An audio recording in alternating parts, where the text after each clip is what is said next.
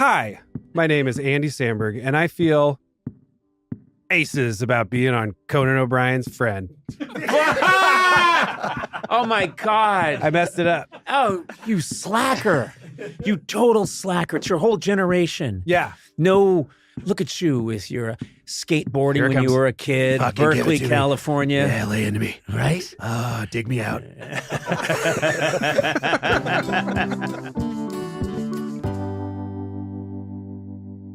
Hey there, welcome to Conan O'Brien Needs a Friend. I am joined by Sona Movsesian, Matt Gorley, my whack pack, as it were. Oh, man. We should do the traffic in the morning and do a lot of sound effects. We've done that a couple of times.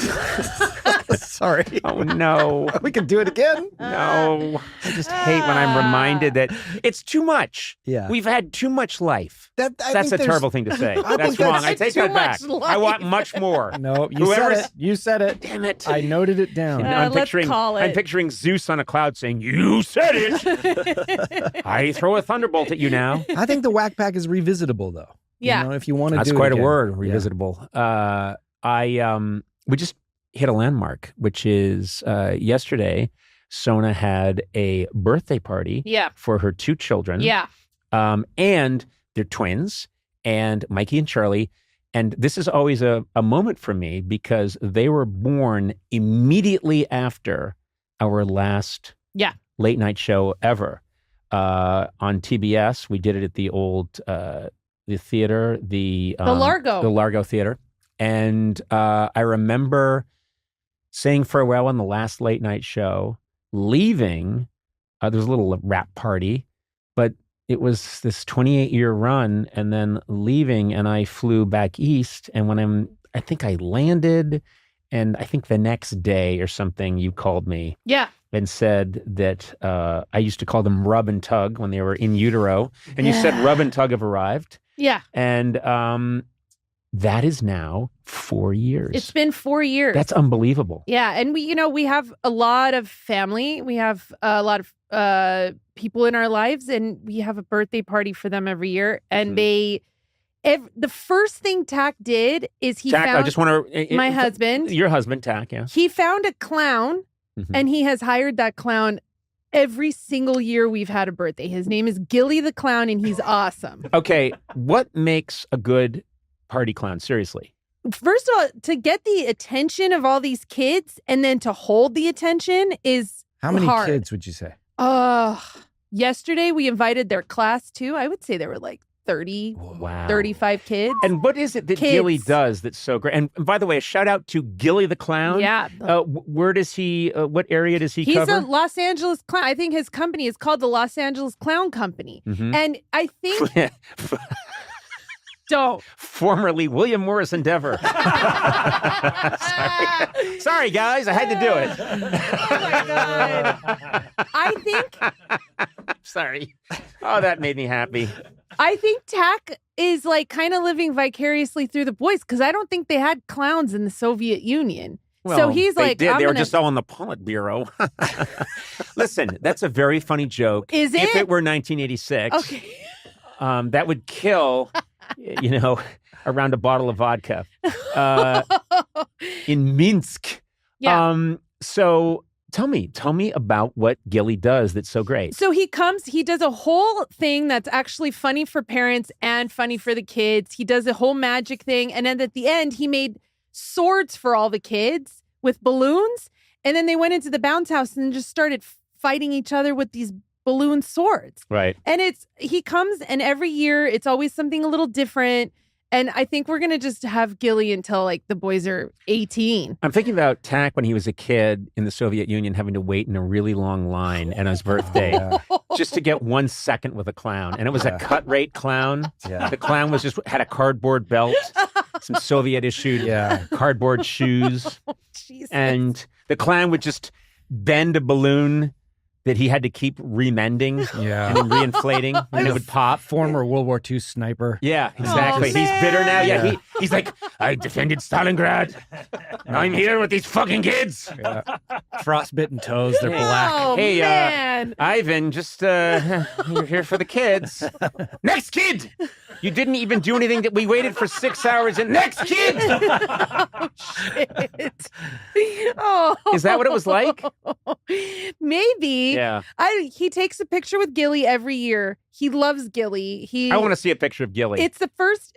I'll show you. Yeah, and then we're going to post this. He's Okay, the go to- first. Gilly the Clown. He's from, what is it? The Los Angeles Clown Emporium? Oh, The wow. Los- Look at that. Oh yeah, Oh, that's Gilly. Gilly. That's legit. I was expecting something a little more DIY or something. Yeah. No, Yeah. he's a clown. Well, okay, we can see that. Yeah. This guy Denver has to say, hey, by the way, I'm a clown. I know. He doesn't Look at him. fuck Just around real about quick, clownery. Go to He's the YouTube serious. channel or at Team Coco Podcasts on Instagram to see Yeah, and this. check out Gilly the Clown, and it looks like he's throwing a club at the viewer. Doesn't it? He is. He Yeah. can do it all. He can juggle. Wow. Yeah. He does magic. He does it's very funny. He does balloon Does he do animals. political stuff? What? He- Like what? I don't know. It'd be Oh, really wait, funny if he does was like, have other clowns under him? Like I think he sometimes you get does. like a second-rate Gilly or something. I don't know. Or like We've only got Gallagher too? Hey, you know the what? Gilly. if I hired Gilly and I didn't get Gilly, I'd be pissed. Yeah. You got to You know, ask for Gilly. I agree. No, he's the best. And we're probably Oh, he does custom characters. yeah. Gilly will create a special character just for your party. Hey, let's hire Gilly and see if he'll do some political stuff. Yeah, Nixon. Yeah. Yeah, yes, political stuff from the 70s. Oh, you'll never get those tapes. Cut to kids crying. We want the Soviet clown who defended Stalingrad. Even he's better than this piece of shit. Not Ivan. Nobody wants Ivan. We'll have them both. It's detente. Do something about Spiro Agnew resigning. Arr. Arr. Why did you visit China? Arr. Wah. Make it stop. Oh man. No, but we love Gilly, and we're probably gonna we're gonna have him for as long as we have. I think we're birthday getting parties. Gilly the Clown in here We someday. should. I'm Yeah. in. I think he'd be great. I would love to get now. First of all, so your kids had a good time. That's important. they had a really great time. They had a Mhm. lot of fun. That's It was nice. good. It Did was they get really any fun. good presents? We haven't opened them yet. We're What? using them as What's your problem? we're using them as like you got to be good or else we're not going to open I'm your sorry, I presents. have never heard of that shit also before. 6 It's their- days past their birthday. Well, they got their birthday presents yesterday. Oh. And then they came home and they were all jacked Oh, up I on see. like sugar and stuff on that rum we were and like coke. we were like, you gotta calm down. We're And gonna open vodka. your presents tomorrow. Okay, so wait a minute. On your birthday, the thing that makes it special is you get all these presents and you Yeah. open them up. You don't have to That's learn the lessons. fun of it. You don't say, okay, these are your presents now. They're going into storage. They're going into a storage facility. And You're off to boarding school. Yeah. We use anything we can to use as like a carrot for the boys. Like, be good, don't fight, don't Yeah. wrestle. if you don't want throw if you that want thing. nutrition and food, you better be good. If you want to get a full night's sleep, you better be good. It's hard. We're just saying, like last night we came home and we're like, you guys have to sleep and behave or else you don't get to open presents tomorrow. Yeah. And we mean it. And Yeah. it works. Yeah. No, Oh, ah! it doesn't work. It doesn't even work a little bit. Whoa. Yeah, no, Oh it my doesn't God. work at all. It you doesn't don't work get that at all. antibiotic until you're good. A fever at 106. Better be good. Or no acetylmycin for you. Jesus, I don't like this. Again, this is tax Soviet upbringing. All joy must be withheld Yeah. in order for you to be good. Fall into line. Big Brother is watching. Right? I don't know. Okay. I don't know. Sometimes it works, but it didn't work Of yesterday. course it doesn't work. No. It doesn't No. work. Happy birthday to the boys. Hey, happy birthday to the boys. That's the important thing. And Gilly the Clown, wherever you are, you're apparently very good at what you do. Yeah, he is. And I hope to meet him because he and I have something in common. We're both entertainers. And I was a clown at a birthday party once with my good friend who has since passed away, a guy that I did a lot of improv with back in the olden times, Mike Castagnola. Someone saw us perform together at a Groundling show and said, we want to hire you. And they hired us to play a birthday party. Maybe you could team up with Gilly. And, Oh, let me tell you what happened. What? We didn't know what it was. They said, we want to hire you. And we said, we're in. And then it turned out it was in the park, like in Santa Monica. And it was a kid's birthday. And these were little kids. And we showed up and we bombed. We brought our guitars. We were What were you trying to be- dressed like? I don't remember us even, we weren't dressed as clowns. Oof. Big mistake. Yeah, I know. That's the first mistake. Yeah. But I don't think we appreciated, these are little kids. I think we thought, we can improvise our way out of anything. No, these were little kids. No. We didn't know what we were doing. Mike Cassignol and I bombed. And if he were still with us on this earth, Mike would share the story of how we got nothing. And we walked away gutted. Oh. We walked away gutted. And This is your origin story. This is my origin story. Years later, you did a late night show with an all children audience. Do you think that was to make up for this clown party? Yeah. Possibly. It was another masochistic need to return to my old feral pain. Yeah. But no, so I know how hard Gilly's job is. Mm-hmm. And so I'd like to meet the man. Yeah, he's awesome. He did not bomb. Crushed it. Okay, well, now you're just rubbing it in. Yeah, he crushed it. Little kids, well, bigger kids. Good for Gilly. Crushed it. Okay, let's I bet he'd be even better at podcasting. Oh, yeah. What if Gilly then gets a podcast and eats our lunch, and then he's on Sirius and his channel is the next channel over and destroys us. Just has a podcast called Gilly Doesn't Need a Friend Because I Have a Ton of Friends. Yeah. Gilly is over to my Donahue. Just totally, no one's heard of me again afterwards. Just disappear. All right, my guest today was a cast member on Saturday Night Live and starred in the hit series Brooklyn Nine-Nine. Now you can see him in the new movie The Roses and in the Comedy Central animated series Dig Man. Very excited he's here today. Andy Samberg, welcome.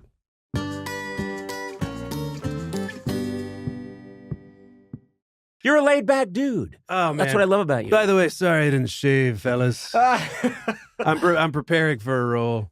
Oh, yeah? Yeah. Lazy guy. As lazy guy.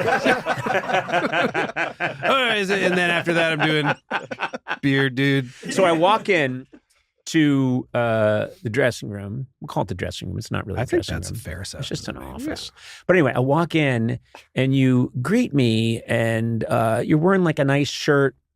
A button-up shirt. Yeah. But down below, you've got the sloppiest sweatpants I've seen in a long time. Wow. And you were like, I'm sorry. This is the harshest I've ever been to anybody.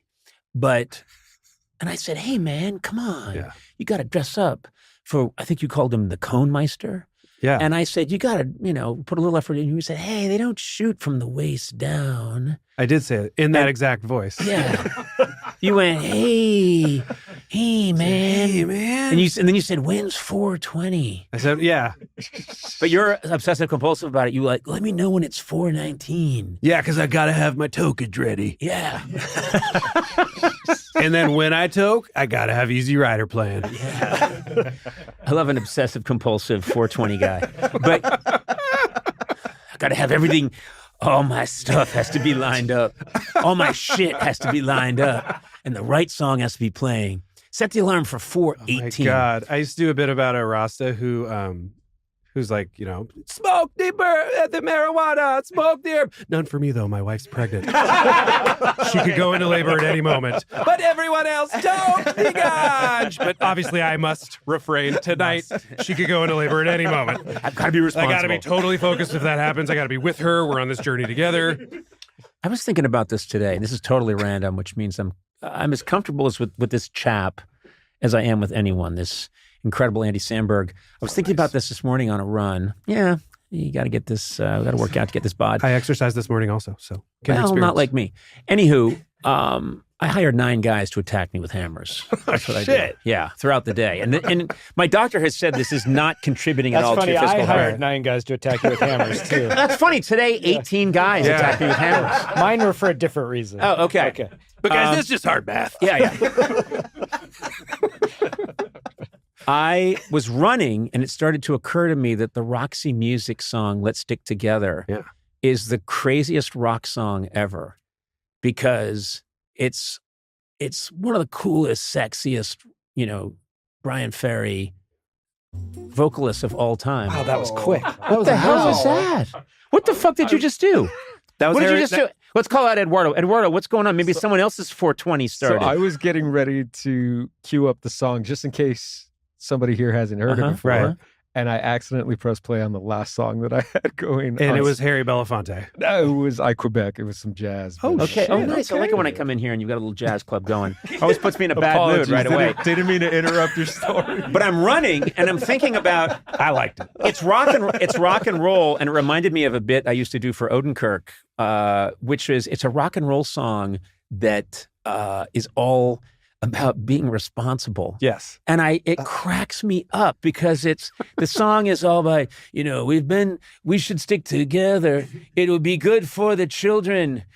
For tax reasons, it makes sense. To expect too much excitement in this part of our life is overreaching. Let's stick together. Yeah. And it's crazy to me, and it reminded me of this thing I used to do for Odenkirk, which was Robert Plant, singer. And he's singing about, get 8 hours of sleep. Don't cheat yourself with 6. Get your protein in many forms.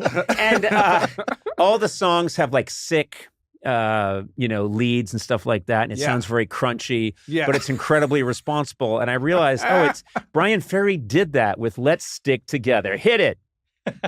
You prick! Hey. Yeah. So you got this great thing going. Yeah. And then he's like, in the long run, it makes sense. I've talked to my accountant. You know what I mean? Yeah. Anyway. Tax breaks and whatnot. Yeah. Let's talk about you and then more about stuff I thought about on my run today. Okay. You run through the neighborhood? Do you go to a place? No, I run through my neighborhood, often screaming. I was going to say, I imagine it, immediately imagine it like the beginning of the movie about your life where everyone's like, how you doing, Conan? Hey, Conan! Hiya, pal! I do this when I see people, when I'm driving around LA and I see people jogging, I always pretend they're fleeing. It makes it really fun. I do. I always imagine. What are they running from? Yeah, I just imagine them running really hard, and they've been running really hard for hours from like a monster. Yeah. Well, I want to talk about you because Andy Samberg. Oh, yeah. I've been thinking about you today. Is that on your run? No, I think about important stuff on the run. Oh, sorry. I was thinking about you because I think you are this comedic linchpin between one era and another in comedy that's crucial. I think you were doing YouTube internet comedy before such a thing really existed. Sure. And I think you and your Lonely Island chums had, and I'm going to call your chums. We're unequivocally chums. No one's ever said chums with unequivocally. But you guys were working on this thing and perfecting it. And before there was the delivery system. Right. And then the delivery system comes along. You said I think you formed Lonely Island in 2001? Yeah, 2001. We moved to LA from Berkeley where we grew up together. Okay. Yeah. You're all grown up in Berkeley, laid back dude. Oh, yeah. You were a skateboarder. Yeah, I was terrible, though. They were both pretty good skaters, though. You were a 90s kid who was obsessed with 70s music. Yes. Which is really interesting to me because I was a, 80s guy who was obsessed with 60s music. Yes. I went back 20 years, so I was not listening to whenever people say, oh my God, you graduate high school in the early 80s and you head off to college, you must be listening to, and they come up with all these amazing early REM and all that. And I'm like, no, I wasn't listening to that. I was listening to all British Invasion stuff. Yes. And then I drifted before that, and I went into Sun Session Elvis and all that. But you were out of time a little bit. I mean, I think for kids that are into music, you go back, right? I mean, you know what's going on at present, but like now kids are listening to the 90s. It's all 90s. Yeah. I've had a couple depressing moments with this recently. Like I have Apple Music and there's a section in it called Dad Rock. Uh-oh. Yeah. And it's like bands where I'm like, they just came out. I know those guys. And then I'm like, oh, right. I'm in my 40s and a dad. But it hurts. No, they're the fucking coolest. You gotta check them out. Oh man, what? Dad Rock? Not this dad.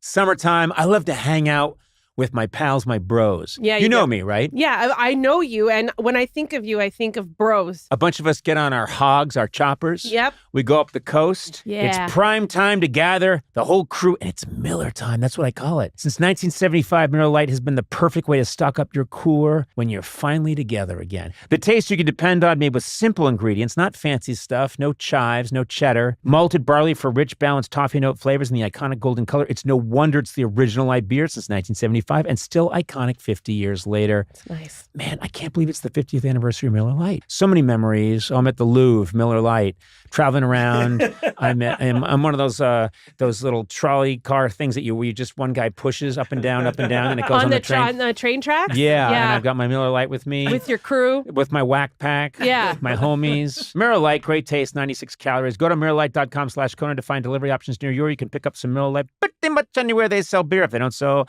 Miller Lite, they're not selling beer. Cheers to 50 years of Miller time. Hey, I raised my Miller Lite to you, Miller time. Celebrate responsibly. Miller Brewing Company, Milwaukee, Wisconsin, 96 calories and 3.2 carbs per 12 ounces. Look it up.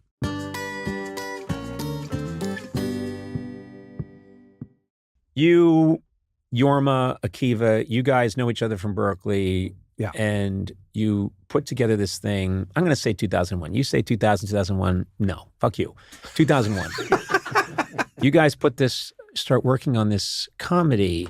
And it's fascinating to me because I don't know when YouTube came along officially, but it's a huge event because I remembered immediately when the day someone came into my office. I think it was Frank Smiley, who's a producer. He came into my office, and I'm sure he produced all your segments when you came on the show over the years. Yeah. But he came in and he said, "It's insane. Whatever you want, just type it into this site." Yeah. And so you'd say, I don't know. I remember seeing a thing on Green Acres once where suddenly he's in Paris. It's like this, he's upside down and he's in Paris for no reason. And there it is. And it broke my brain. Yeah. But you were crafting this comedy that I believe kind of changed many things. And I'm not a scholar, so I can't say you alone did this, but you guys had a huge impact because Lazy Sunday, Dick in a Box, I'm on a Boat, the stuff that you guys were churning out, I think was the essential DNA of what everybody's been chasing. Does that feel to you fair? I mean, it feels great to hear. Yeah. I've always thought of it this way, which is like I heard of YouTube the morning after Lazy Sunday aired. I didn't know that it even existed yet. And then there was this big wave of like press. Also, it was the Christmas show, so it like took it into the holidays. Which is great because it marinates. Yes. And everyone's like, we're all at home watching your video over the holidays over and over again. And there's no like new SNL episode to wipe it clean or whatever. Right. But it became this wave of press, not about us, but about the existence of YouTube and about streaming video and how it was here. It's been this thing everyone had been talking about. Like before, when we lived in LA, we were making videos. We were just like trying to get people that had bandwidth and websites to upload our stuff. Right. Be like, oh man, we might get like posted on heavy.com or, like stuff like that. And you like have to submit it. You send like a VHS tape in and they're like, maybe we'll upload it. And then all of a sudden it was like, here's YouTube. Anyone can do it immediately. It's easy. It's free. And here's the video that's like the crest of the wave. Well, I think the first time I heard it's gone viral was Lazy Sunday. Yeah. I mean, I'm sure other people had heard the term, but people were telling me this thing's a monster. And I watched it and I was like, what? I don't get it. No, I and I was like, I'm going to have him on what's called a podcast someday. And I'm going to tell him I don't get it. Yeah, fair enough. Yeah, I could always see the future very well. Couldn't see the present. Couldn't see that was really funny. I say that to myself all the time when I watch new things. I'm like, I don't like this, but eventually I will. In time, I'll love it. But those things were those videos were events and made so many of them, and that felt to me as a person at that time, I had was doing my own show, but had written for SNL. And I remember when I was at SNL, always thinking short films are the way to go. And SNL had always done them a little bit, but I was always a little frustrated by live in some ways. Same. And I thought, why don't we just get it? I mean, because all my heroes were, it's Monty Python, it's all this amazing sketch comedy that has been, it's SCTV, where they've got it just right. And there was part of me that really wanted to do that. And yes, there had been short films on SNL, but when you guys started putting those out, it felt like you were doing the thing that I had been kind of daydreaming about in some weird way. Yeah. Why doesn't someone do that? Yeah. Oh, well, I'll go back to bed. I mean, it was also because digital video at that moment, I just think about how lucky we were on so many fronts. Like, it was right when YouTube was becoming a thing that people are talking about. It was right when digital video could be made affordably and look good.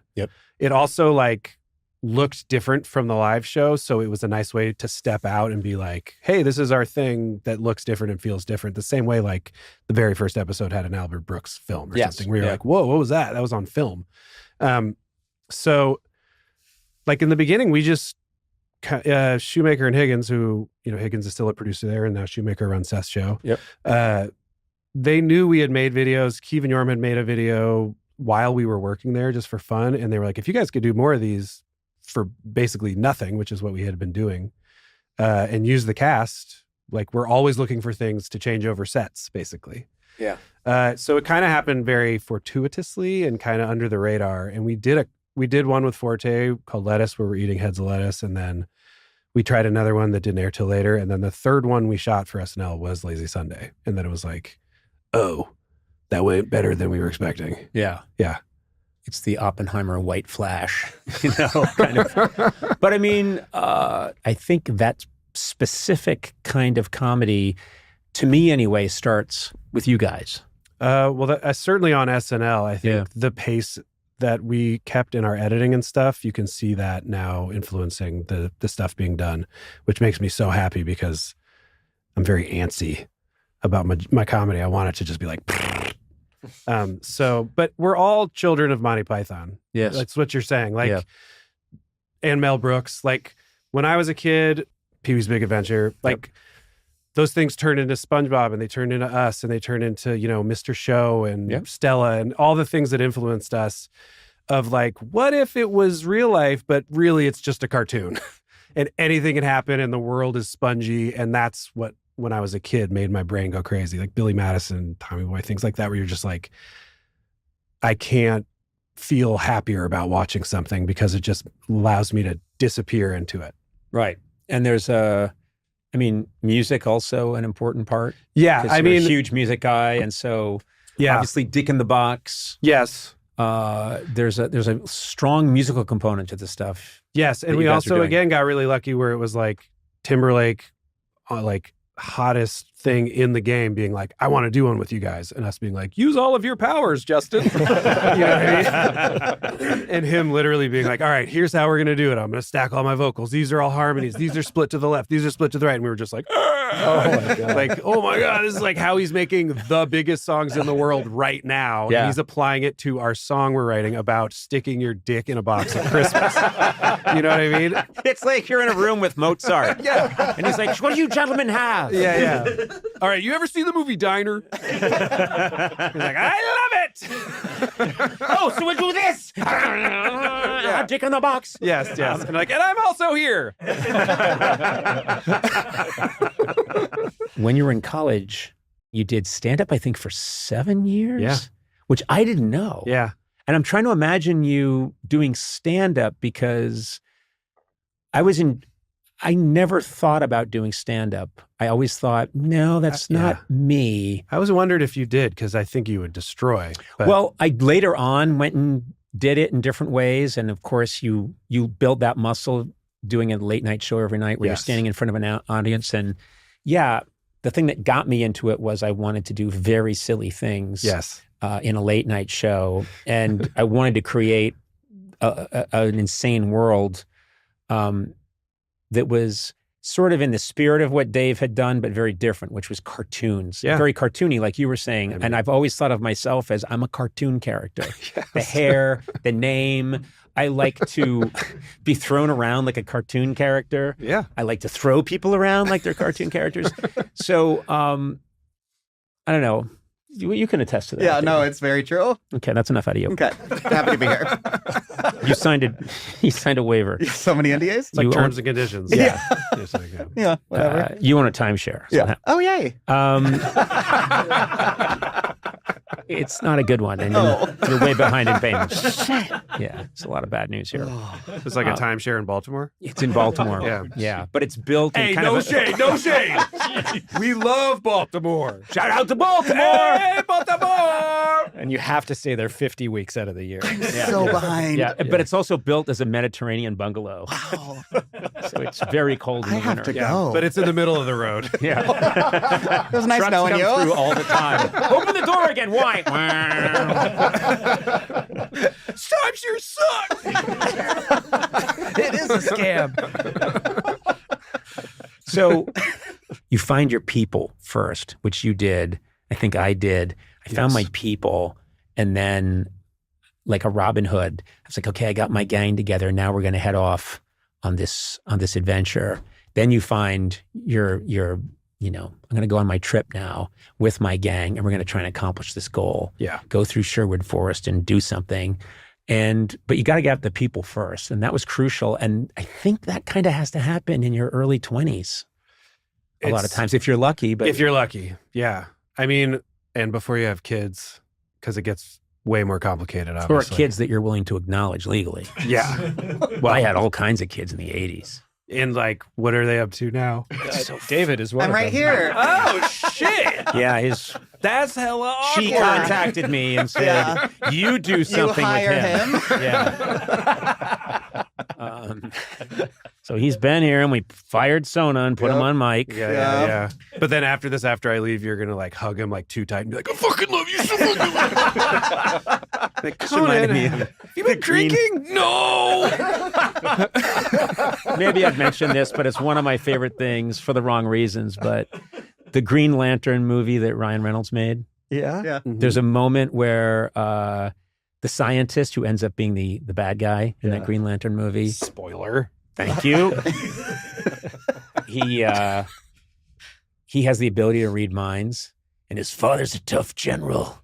And the father comes over to him at one point, and he praises Ryan Reynolds. "You're a great guy." And then you can hear his voice thinking like, "Yeah, he's really great." And then whatever, and he says goodbye to him. And then he turns to his son, and the son says, "Father, well, I've been working on these experiments," and he gives him a hug, or shakes his hand and goes, "Good job, son." And then you hear him, he hears him think, "What a disappointment." It's literally the Joe Montana sketch. Yeah, but it was for They real. won't bother me. I'll And be I was- masturbating. It's not supposed to be a laugh line. I laughed. I saw it in the theater. I think someone was coming on from the late night show, and I saw it in the theater, and the generalist hugs son played by a famous actor. Anyway, Brad Pitt. no, Ryan Reynolds. Clark Gable. The little tramp himself, Charlie Chaplin. Well, I was going to say no, but because you said the little tramp himself, Charlie Chaplin, it was Charlie Chaplin. Anyway, the idea that I would hug my son and go, "Good to see you, son." What a disappointment. So I told my son this, and I do it with him all the time. I hug him and I go, "I love you." What a disappointment. Like in his ear. Anywho, Eduardo, why don't you just miscue another track? Jesus, I'm fucking sorry. Shots fired. Yeah, left and right. What a Peter disappointment. Skarsgård? Peter Skarsgård? No. Damn it. That's why I didn't say anything. Anywho, doesn't matter. Doesn't matter. We'll edit this out. It'll be chopped together. You'll do a nice little chip, chip. You know who it could have been? Blake Lively. She was in that. Oh. That's right. That's where they got together or met. Something like that. I don't speak on things like that. Wow. You're principled. Oh yeah, that's their private life. Whoa. And I think you're a little gassy, too.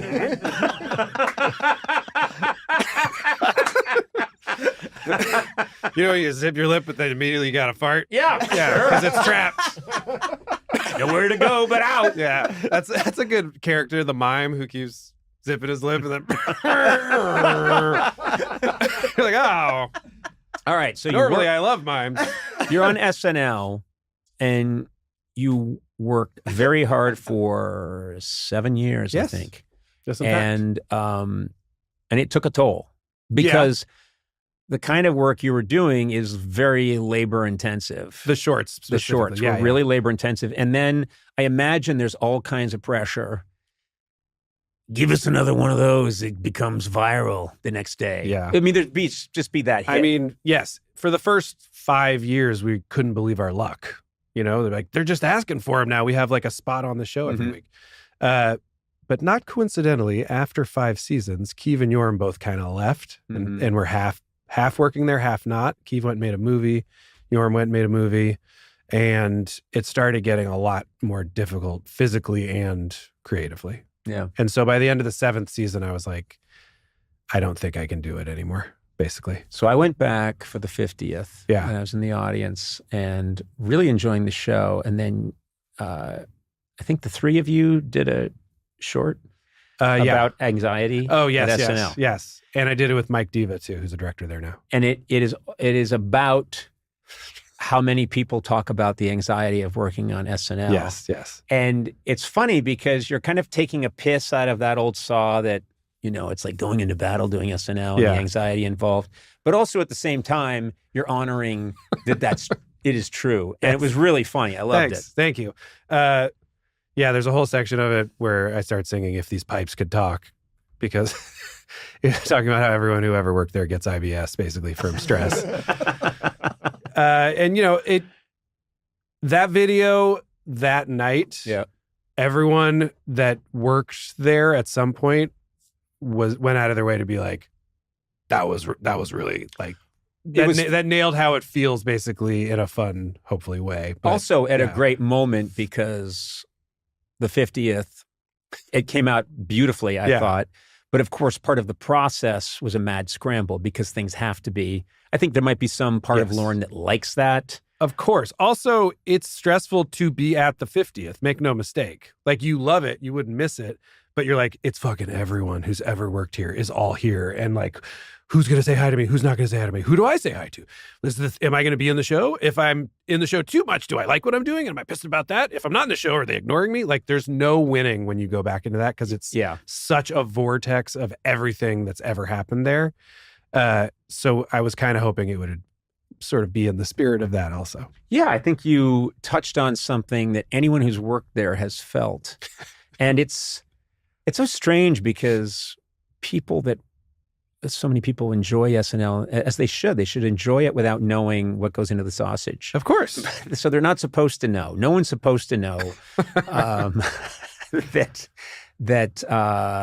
the level of anxiety that some people manage to do it and not feel that. Yeah.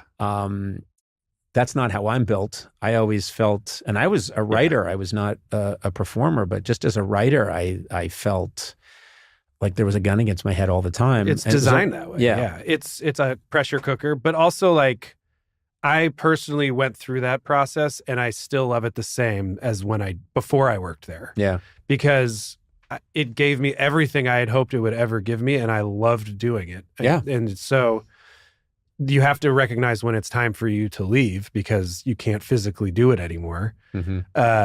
And if you can do that, I think it's fine. I mean, every job is hard. Yeah.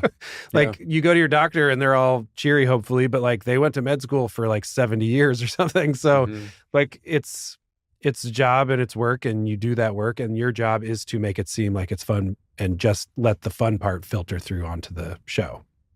Right? And yes, I disagree. No, I disagree, but you disagree, but say more about that. I just think you're wrong. And you think I'm stupid and ugly? Stupid and ugly, yes. But I hope that was implied. Yeah.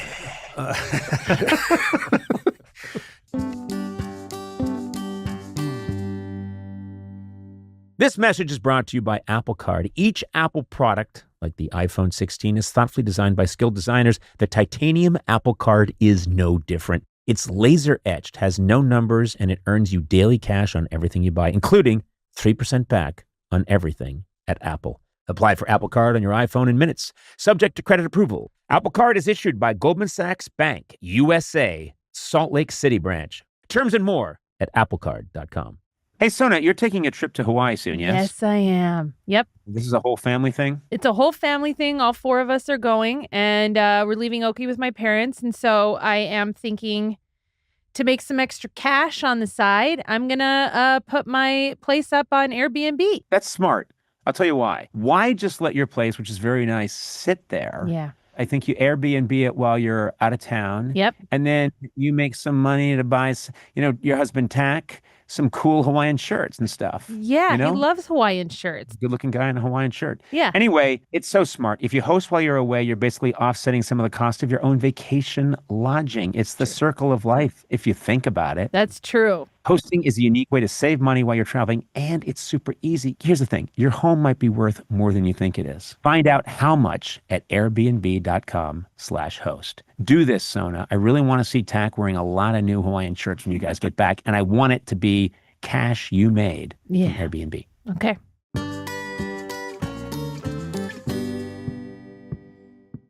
It's interesting because when you went on to do the very funny, long-running Brooklyn Nine-Nine, you're working in this format that I think you and I are similar. You mentioned it earlier. You kind of want to make something and have it be out there pretty soon. And if you're making a short film, or if you're in a sketch, or I've always loved the world of think of it and then it happens pretty soon after you think of it. Yes. And I struggle in the format of, I don't even know how people make movies. What little I've seen of it, the idea that you would spend years of your life and not know, you would drop a nickel and not into a well and not hear it splash for 7 years and then get a critique. And it splashes when you're busy doing 6 other things. Yes. That feels very strange to me. And even the rhythm of doing a Brooklyn Nine-Nine would be very different than what you got, kid? What you got? Yes.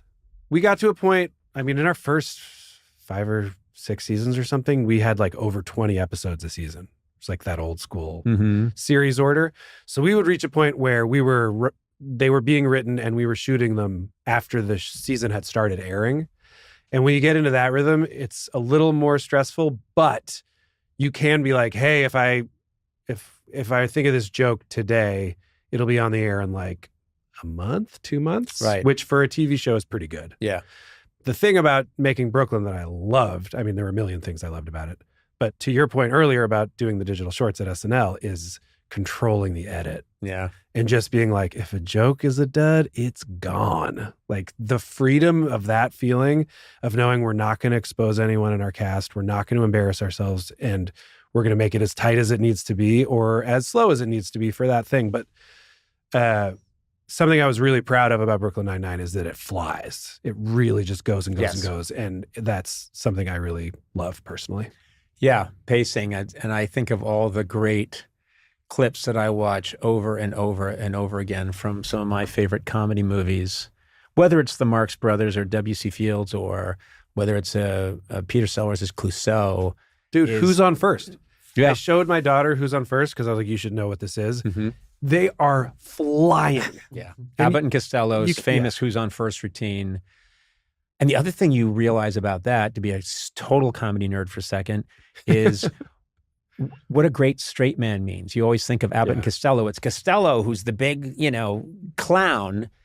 And you sometimes think, what's this straight man really doing? He's just saying, now, wait a minute. Oh, it's the whole thing. But he's fantastic. Fantastic. His job is to keep the line tight. Yep.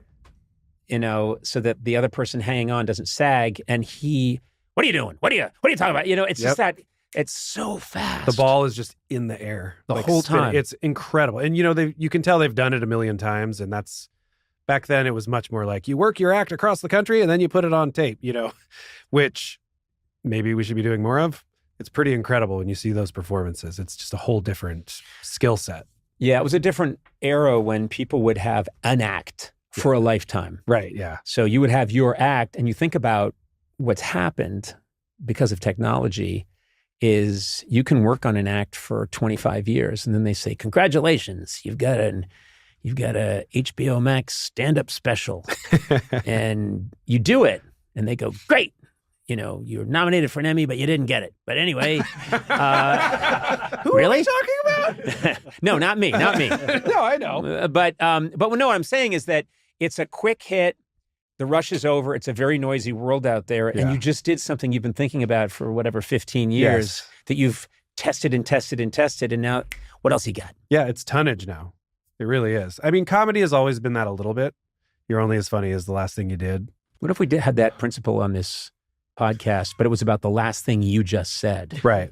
Well, the last thing I said was pretty serious. I know. That's what I'm saying. So it You're wasn't not very funny right now. Ironically, not funny. Yeah. So in this second, you're not funny. And so until you're saying, you say the last thing. right. Tomatoes. Now I'm funny. Now you're really funny. Yeah. I'm almost like scared by how funny you just got. Yeah. You're now still not funny. And And if you're I'm- still speaking seriously. If I'm being serious and it's not funny, trigger warning, I have to kill myself? That's the rule of your podcast? yeah, I there's a don't little room we have in the back where, well, yeah, like The glass room?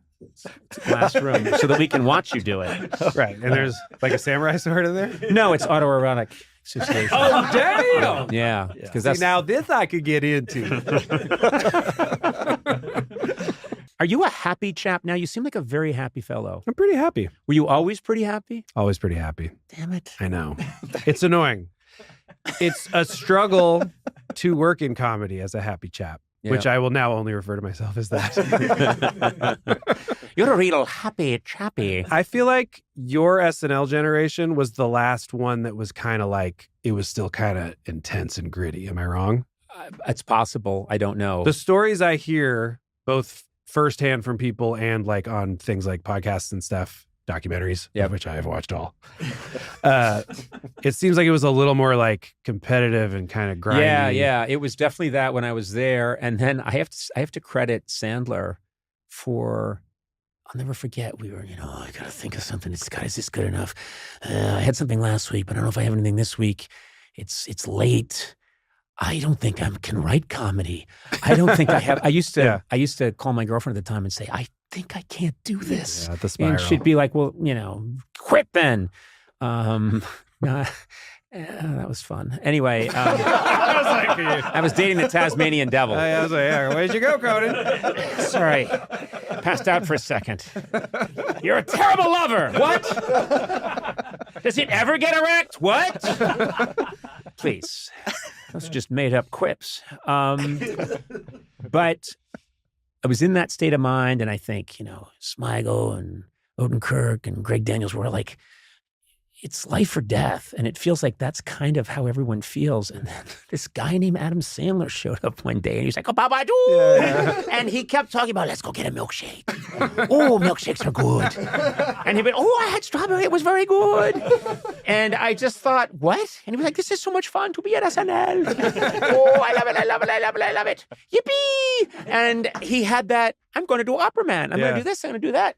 This is great, guys. And then I remember he came out with a movie, and when the movie was premiering, he rented a big bus with all of his friends that made the movie, and they drove around and they got milkshakes. And then they went to the premiere, and people recognized Adam, and he was very happy. And you're just, this is a possibility. You can like this. I mean, Why not? it's just your childhood, right?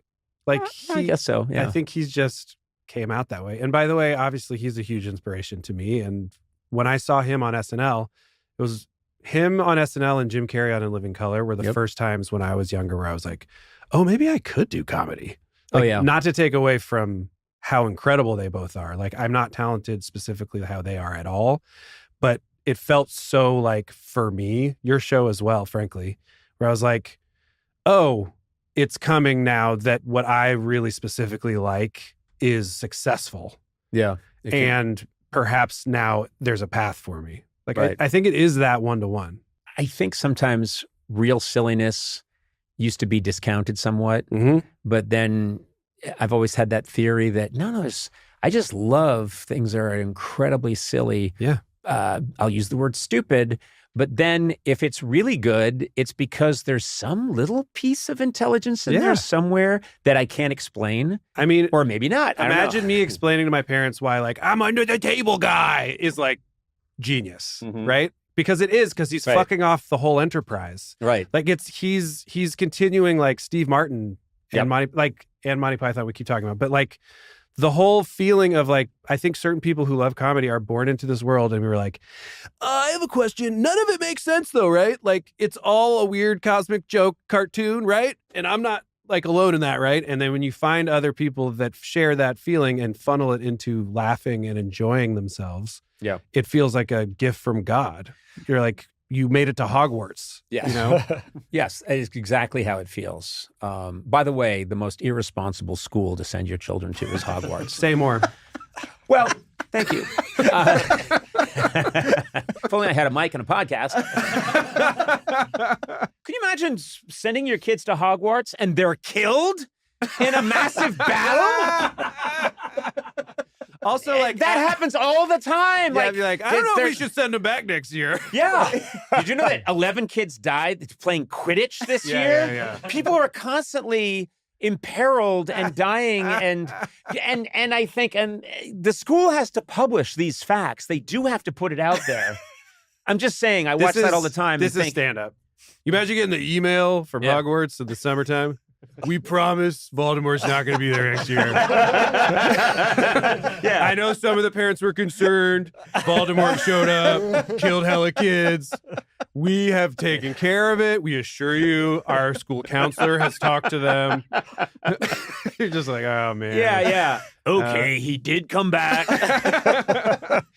This time he's like a squishy little like Yeah. widget underneath a bench. 400 kids died in a great battle that destroyed most of the school and puts any mass shooting to shame by its sheer scale. But anyway, we could use money this year for our library.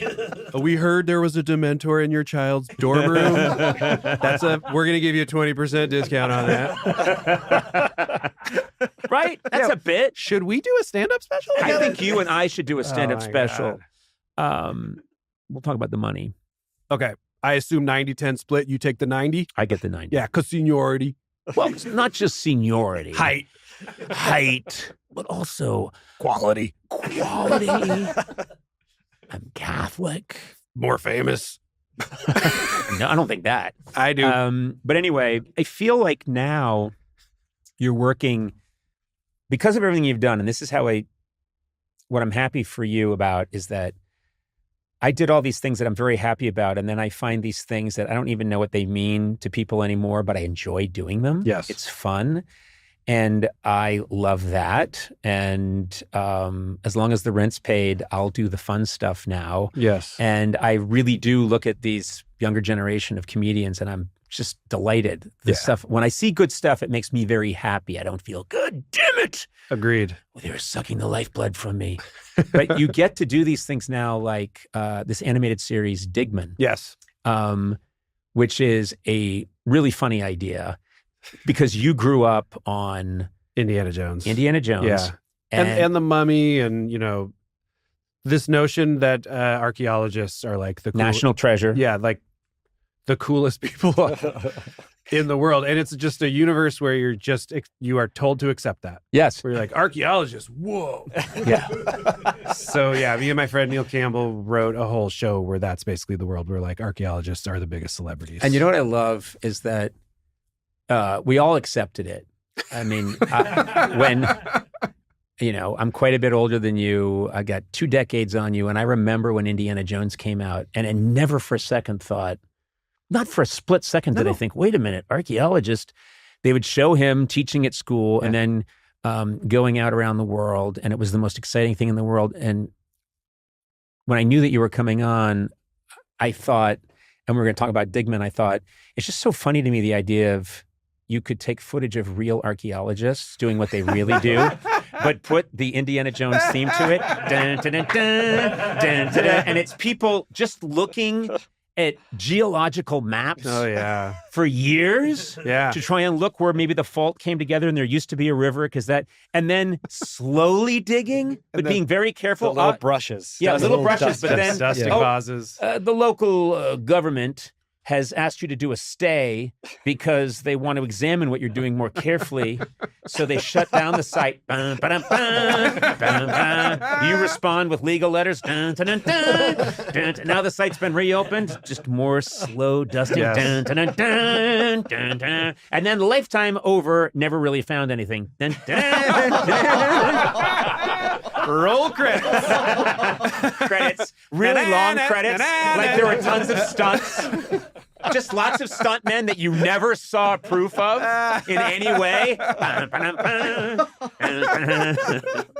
And he died. It's real. It's real. I mean, some of them I'm sure are swashbuckling and adventure-y. Your character, Yes. the voice. Rip Digman, the voice. Yeah. Yeah, it might sound familiar to some. I'd like to hear a little. Well, it sounds a little like this. Yay! I'm happy. Man, are my favorite impressions of all time. Oh, you're the best. No, seriously. You're first of all, I love him. I adore him. Oh, he's the coolest. I say this, if this gets back to Nicolas Cage, I adore him. My eyes are never off him when he does anything, which I think is proof Yes. that he's doing something right. Yes. But that voice, Dude, your he's- impression is fantastic. Thank you. He came on SNL and did it with me, which I know is like an SNL move. But if I really had to think about one moment that I had live during that show, that was my favorite moment of the whole time. It was probably when he came and did that with me. And were you at all self-conscious about doing it with him, or did it immediately just turn into, we're playing together, it's fun? Kind of the latter. I mean, I obviously didn't want him to hate me because I respect his work so much. And like the reason I have an impression is because I've watched 1,000 hours of Nick Cage. You know, it's like embedded in me somewhere. But I didn't even think to do it. It was like, I think like Emily Spivey or someone wrote me into a sketch as Nick Cage. And she's like, you know, Sambear, can you do Nick Cage? And I was like, I don't think so. But then I tried it. And I was like, hey, I guess I can kind of do it. And then I kept doing it on Update. And it was just so fun. And he was the nicest when he came. And he went so fucking ham live. Like, So, of course. we did an address and he was like, good. And we were like, this is going to work. And then on air, he just like went all in and like did the nice thing of like, I'm going to do how you do the impression. Yes. You know, Yeah. so it like feels crackly and fun. Like, Yeah. he was just a joy. He did, we used to do a horse on our late night show called Cloppy. And Cloppy was a horse. This conceit was I'd go like, hey, it's time to visit our friend Cloppy. And then there was like a children's theme. And this horse would, with a big fake head, would look through the window and go, hi, I'm Cloppy. And I would talk to Cloppy. And Cloppy would always say very depressing things and then wander off and you'd hear a gunshot Yeah. and a fall. And I go, oh no, Cloppy killed himself. And Cloppy would come back and no, I didn't. And then there was always a very tortured explanation for what the gunshot and the fall was all about. Yes. And he kept doing that. And that was Cloppy. And when we go out with the song too. And then I had Nick Cage on once, completely unrelated. We had him on as a guest and he's talking and he just said at one point, I like Cloppy. And with his Nick, I mean, you can do it better than I can, but he said, I like you. I like Cloppy. You can do it for me. I really like Cloppy. And he did it with a big smile. And I became obsessed. When the interview was over, I said, the next time we do Cloppy, I want when we play the song, it's Cloppy. I want a little circle wipe to come up of Nick Cage's head going, I like Cloppy for no reason, and then go away. And that was the magic of doing that kind of comedy was they went, okay. And then the next time we did Cloppy, it had a Nicolas Cage endorsement. So rad. Just as a little head. But of course he got it immediately because he liked Cloppy because he's the best. Yes. You He's know the what I mean? best. Like, I like He's the best. I like the horse that comes in with the happy song and then you think maybe he killed himself. Because that's fucking funny. You know, he's like, yeah, man, it is. Good stuff. I also want to give a shout out to The Roses, which is, I mean, talk about this cast. You're in this movie with Benedict Cumberbatch and Olivia Colman. Yeah. This is one of those things that you have to have a moment of, I'm sorry, I was doing really weird shit on the internet Yes. 25 years ago. Yes. And now I'm with two of the best actors in the world Truly. in a film. Yeah, in a movie Jay Roach directed it. Me and Kate McKinnon play a married couple who are friends with them. It's a remake of War of the Roses, but really more of a reimagining. Yep. And it's written by Tony McNamara, who wrote like The Great and The Favorite and Poor Things and stuff. So Any, it's crazy. Is there an intimidation factor there? And it's okay if there isn't. You don't have to say there is. I'll say this. SNL breaks you of it a little because you deal with everyone and you realize like, oh, right, everyone's just people. It's just, are you that crazy of a fan that you get a little nervous, which I did. I did a movie a couple years ago with Kate Winslet and it was a straight drama. And after going through that, I was like, well, at least The Roses is comedic and I'm supposed to be funny in it. Right. So I was relaxing in that way. I was also paired with Kate and that was very comfortable for me. But I'm not unaware that I'm in a scene at one point with Cumberbatch, Olivia, and Allison Janney. And it's just the four of us. And it's like a big scene. It's the ghost of Laurence Olivier. Yeah, seriously. Ooh, boo! Yeah. Yes, honestly, Daniel Day-Lewis is like, mind if I pop in? And you're like, oh, get the fuck out of here! No, I'm just trying to memorize my lines. Get the fuck out of here. But you start and you're nervous and you're like, oh, here comes that day. I know that day. And then you do it. And as soon as you do a couple of takes and it's working and it's really funny too, which I just know is what I do. Yep.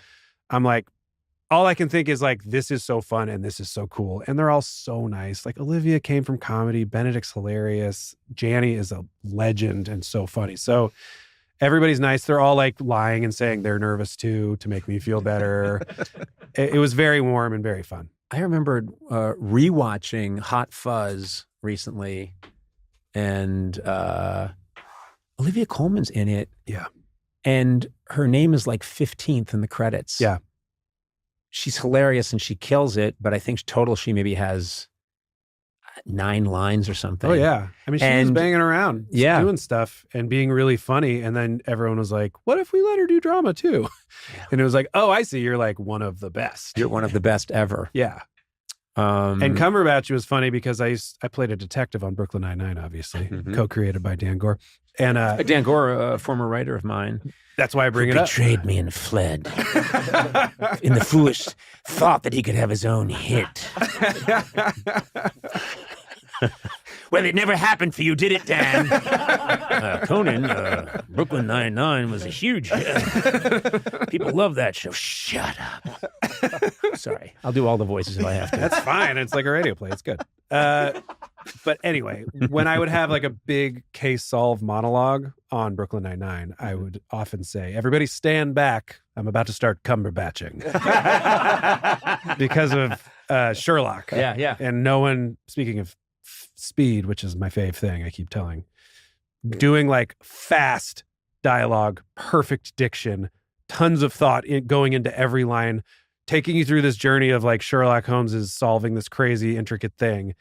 He was when it came to the detective stuff, that was my North Star. Yeah. Where I was the look and feel should be McNulty from The Wire and the speed of the solves should be Sherlock. Yes. So it was cool to get to work with him and see him do that in person. Well, you're living the dream. Think about it.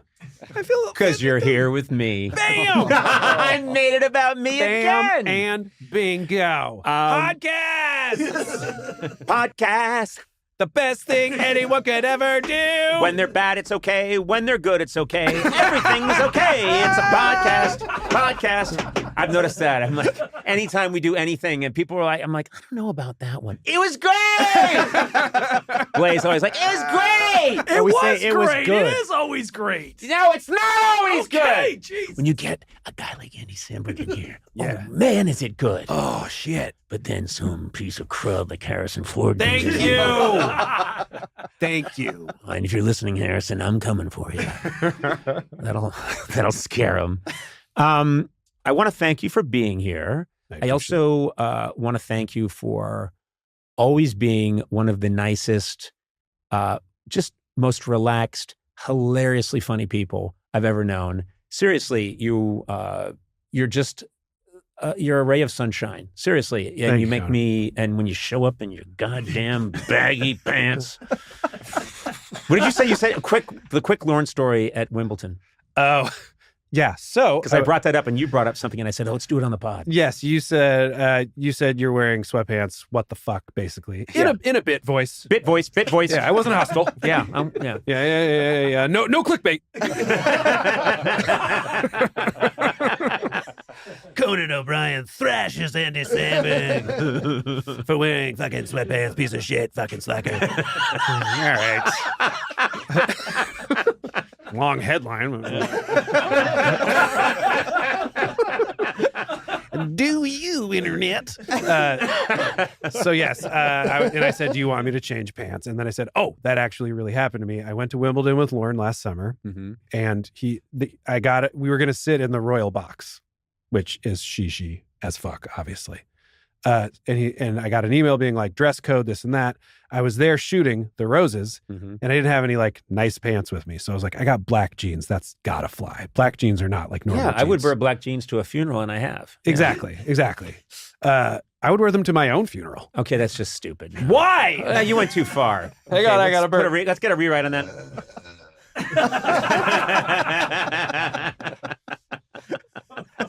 I wish I had done it on purpose. It was just like I couldn't hold it anymore. You did what you had to do. I was like, black jeans, the Queen's box, they're not gonna care. Like, also, like, Little A. Sandberg here. Hello. I'm not like unknown in the UK. So You're a huge star in the UK. just went full Jack Black. Yeah. Okay. I'm not unknown. So we show up, walk in immediately. You can't wear those pants. I was just like, oh no, fuck! I fucked Lauren. I ruined his vacation. And they were like, no, it's fine. You just have to put on some of our Wimbledon brand khakis. Oh, of course. So they take me into a building, into a giant conference room, empty, with like 5 pairs of Wimbledon brand khakis on the table. And they're like, yeah, whichever one's fit, and then left. And I was like, I guess I'll get into my underwear. So I change out of my jeans into the Wimbledon khakis. They're not a nice fit. No. Not a flattering fit. Not flattering. I'm not a khaki guy at this point. No. And, hugging in all the wrong places. But I'm like, it's for Lauren. Yep. So come back out. They're like, oh, thank you so much. Sorry about that. Sorry. No. I'm like, yeah, it's fine. Walk out to the Queen's box, sit down. And as we sit, there's like, ladies and gentlemen, the person's hurt and then retired. The match is canceled. Enjoy mixed doubles. And everyone in the royal box stands up and leaves. Wow. And we're just like, should we get some tea? So your autobiography will be entitled Khakis for No Reason. Khakis for nothing. Or like, piece of shit. What? I don't like that punitive inner voice you have. She was a fucking piece of shit. No. But like little font. No. So ellipses. No. Little tiny font. He was a piece of shit. No, Andy. The point is you were a piece of shit. In the past, but In now. the past. But that was 6 then months ago. I was going to ask you the timeline. Super late. I was like, give me the timeline. You pulled it out. Andy Samberg, I'm going to let you go. Congratulations on everything. And this has been, I don't know, I need to pay someone because this was so much fun. So just name your amount and we'll. Yeah, like $6. Wow. I got off easy. Okay. All right. I do have fun, Andy Samberg, God bless you. Thank you, Conan. Are you playing any sports now? No. No. Pickleball. That's the whole new craze now. Yeah. Pickleball. I love sports though. I'm gonna go to the batting cages tomorrow. Oh. But that's for the MLB is doing like a show now where they ask you questions while you hit balls. Oh, that's a cool idea. But I'm just going because I want to hit some balls. Your answers will all just be like, whatever. Yeah. And then crack! Exactly. Another home run. Yeah. I think it would be great to have a pitch machine, a pitching cage, batting cage in the yard. Wouldn't it just have access to that 24/7? I love hitting balls. If you're feeling frustrated or... Very good. Because it's just to go back there and... Yeah. Occasionally hit one. Yeah. Every ninth time, accidentally make contact. I would love that. Yeah, me too. I love it as a gift. Okay, I will. For doing this. You know what? We're going to start. Oh, okay. What? Now I have to call your publicist and say, look, I'm going to hit up a set up a batting cage for Aubrey. Where does she live? And then I have to look into what those cost. That's going to be very expensive. I think so. Hey, in the 90s, people would get Ferraris as gifts. That's what I heard. Megan Mullally told me. She got a Ferrari? Yeah. Wow.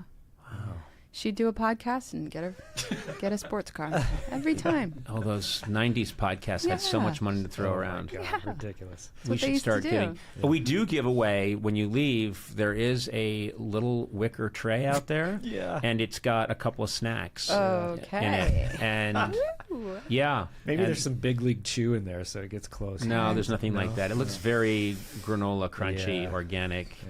Well, Yeah. I don't do this for the gifts. I do it for the therapy. I could really help you. I really know. could. And you have. Aubrey, thank you so much for dropping by. I know I mean a lot to you, You do. and I know this was a big deal for you. Look, if this is how we have to talk, we'll do it like this. Let's get real quiet now at the end. I think it's best to If wrap this it is up. all we got, There's probably. then this is what we got. I want to you do know? the quietest ending of any podcast ever. You want to have the quietest din-din, did you say? You want to have a Yes. din-din with me? I want to have a quiet din-din with you. Won't you invite me up for din-din? Okay, I'd like to invite you on for Bing, din-din. A little, Jesus. Bing, bang, boom.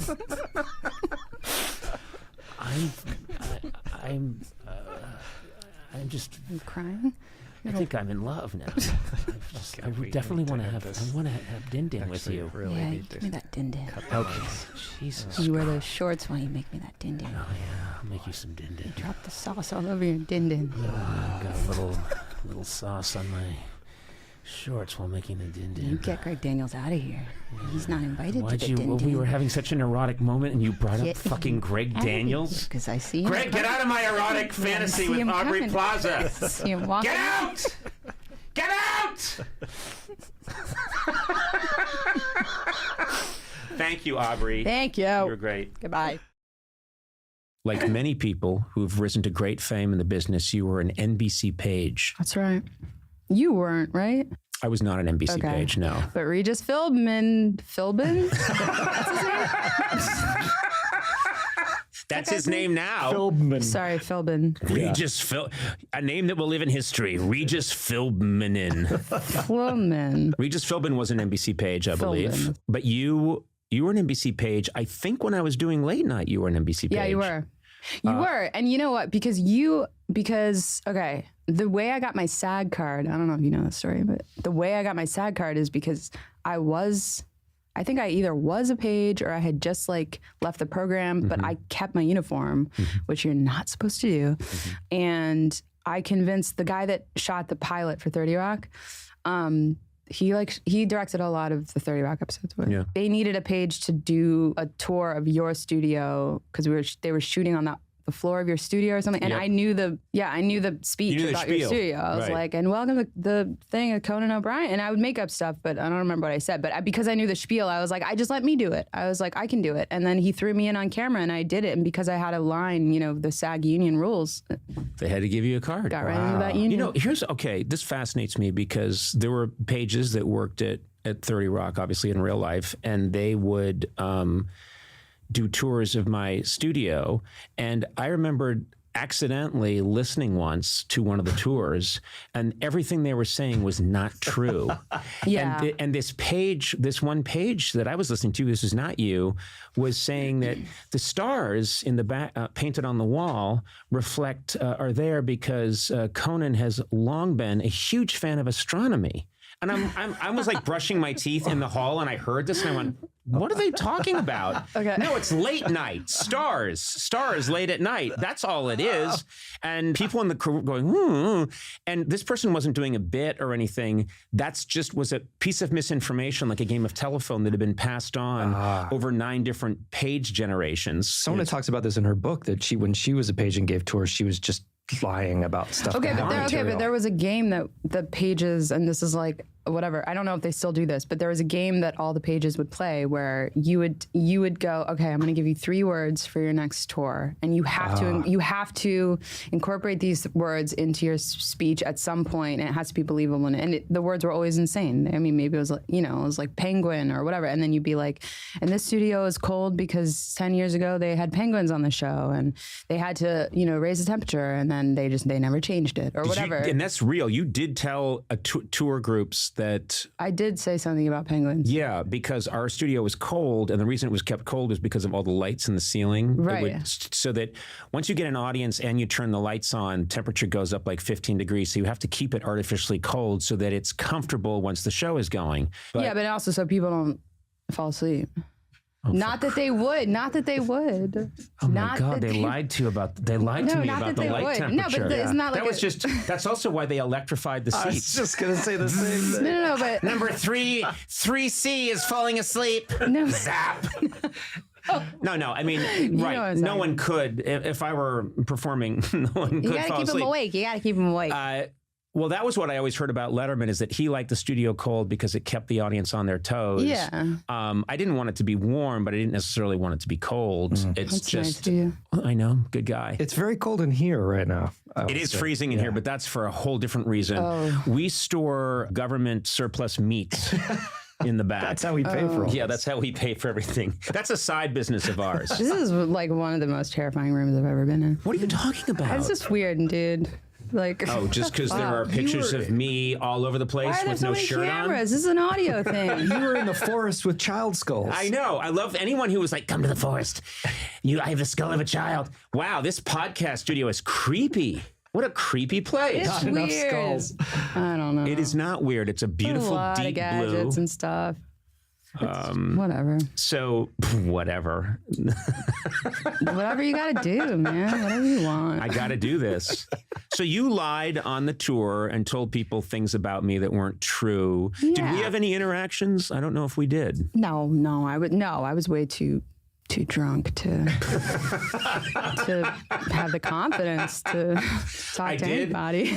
There was I noticed when I first was working at my job at late night, pages would scurry past me and seem kind of nervous. And I remember talking to one once, and they said, I was told not to make eye contact with you. Oh, yeah. Oh my And I God. found out that was a holdover from like the past, but I need eye contact a little too much. I love chatting people up. I'm constantly chatting up. You're doing it right now. I know, It's making I'm me sorry. uncomfortable. I love eye contact.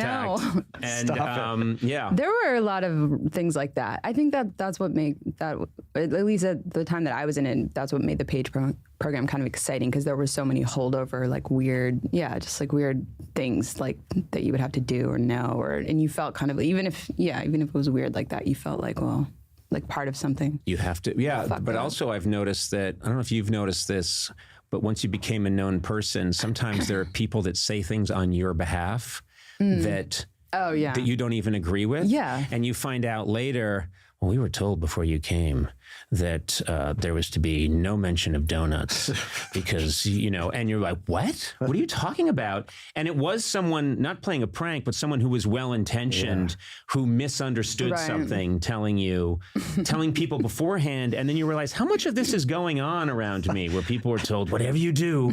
Gorley, were you told before you met me? I was told to engage in conversation about astronomy with you. That's why I gave you the job, because it's a fascination of mine. That's why I covered the studio with. Clearly, and we're in like a fucking spaceship right now. It's not a A bunch spaceship. of lasers pointed It's right a- at my it's dick. It's a what? It's a Sorry. blue. That was very charged and erotic. You grow up, and were you interested in show business when you were a kid? Did you know I got show business in my blood?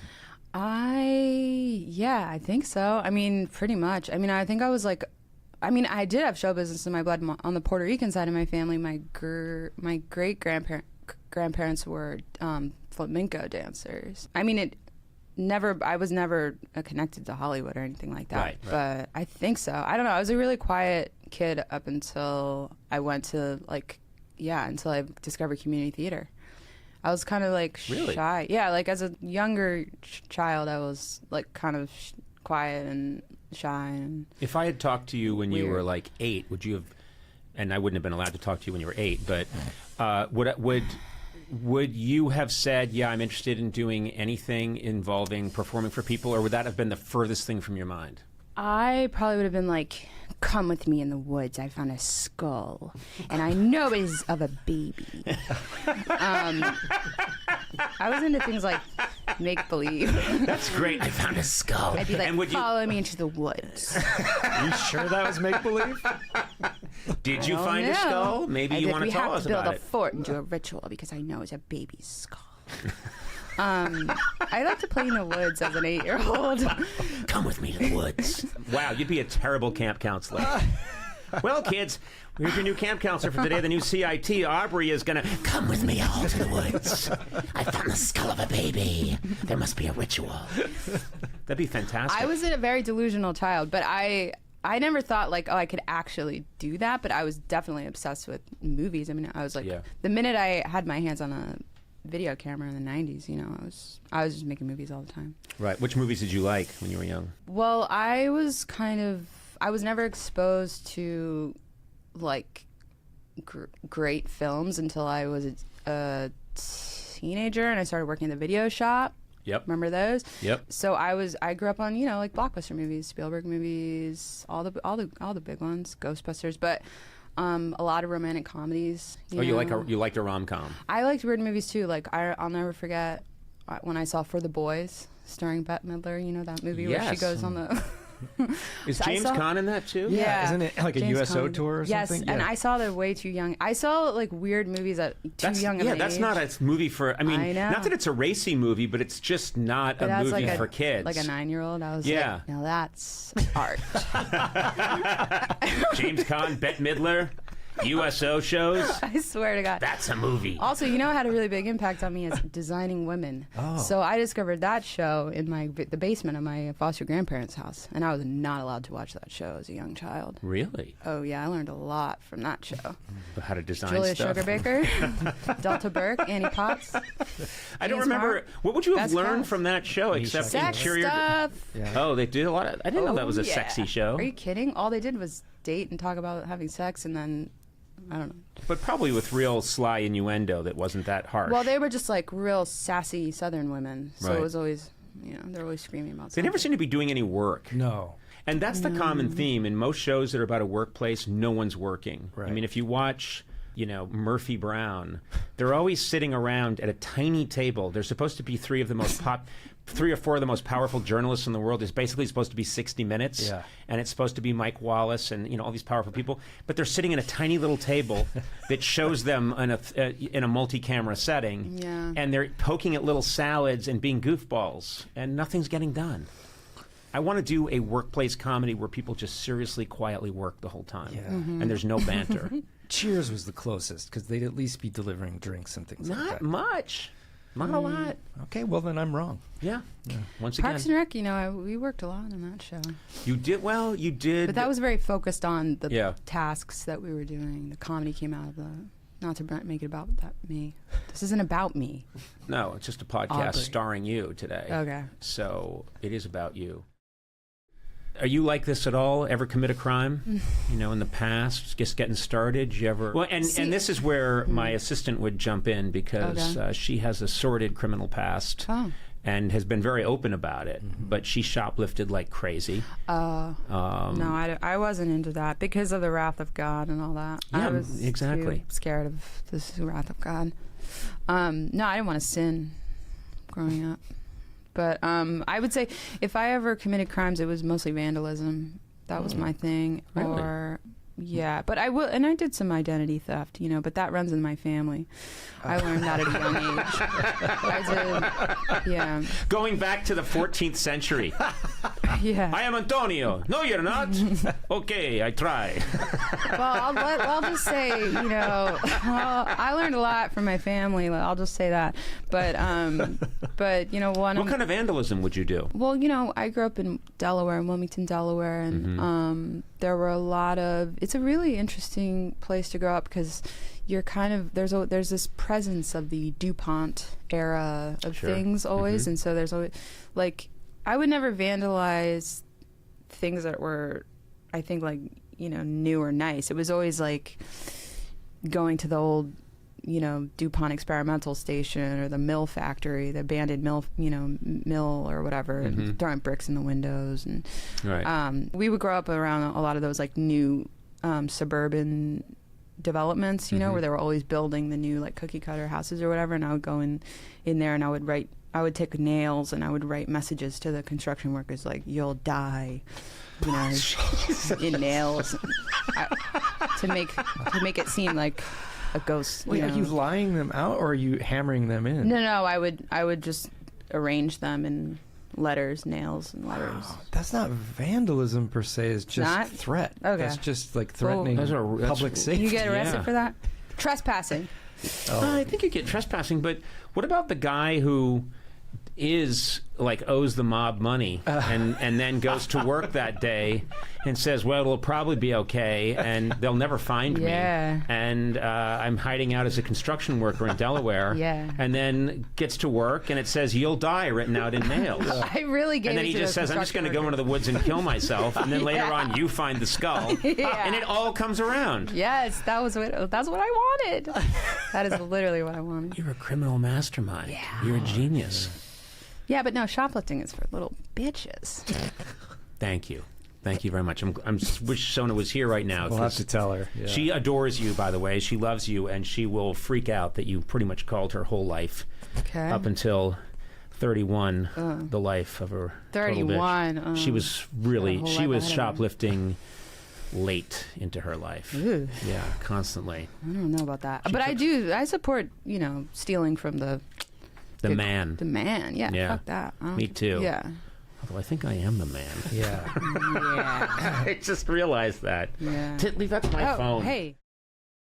She was on a basketball team with my wife, and then I had a podcast where we would call play-by-play of the basketball game, but I don't know anything about There's a documentary about it. I'm the villain in it. Oh, you're not the villain. I am too, dude. Well, you're threatening. Can you do a little bit of backstory so we can understand this plot? Yes. Matt? So Aubrey and my wife Amanda and other women were on this women's league rec basketball team in LA, and it was just all these kind Los of Angeles women's recreational writers, performers, and then other just basketball players that would play nights, and then it was great, and then it became kind of a sensation, and there's a documentary about this team that they were on called Pistol Shrimps, and then I think you jumped ship of that team to move to your boyfriend at the time. I traded myself live on ESPN. This is a fact, which, by the way, nobody gave a shit. But Kenny Mayne, you know Kenny Mayne?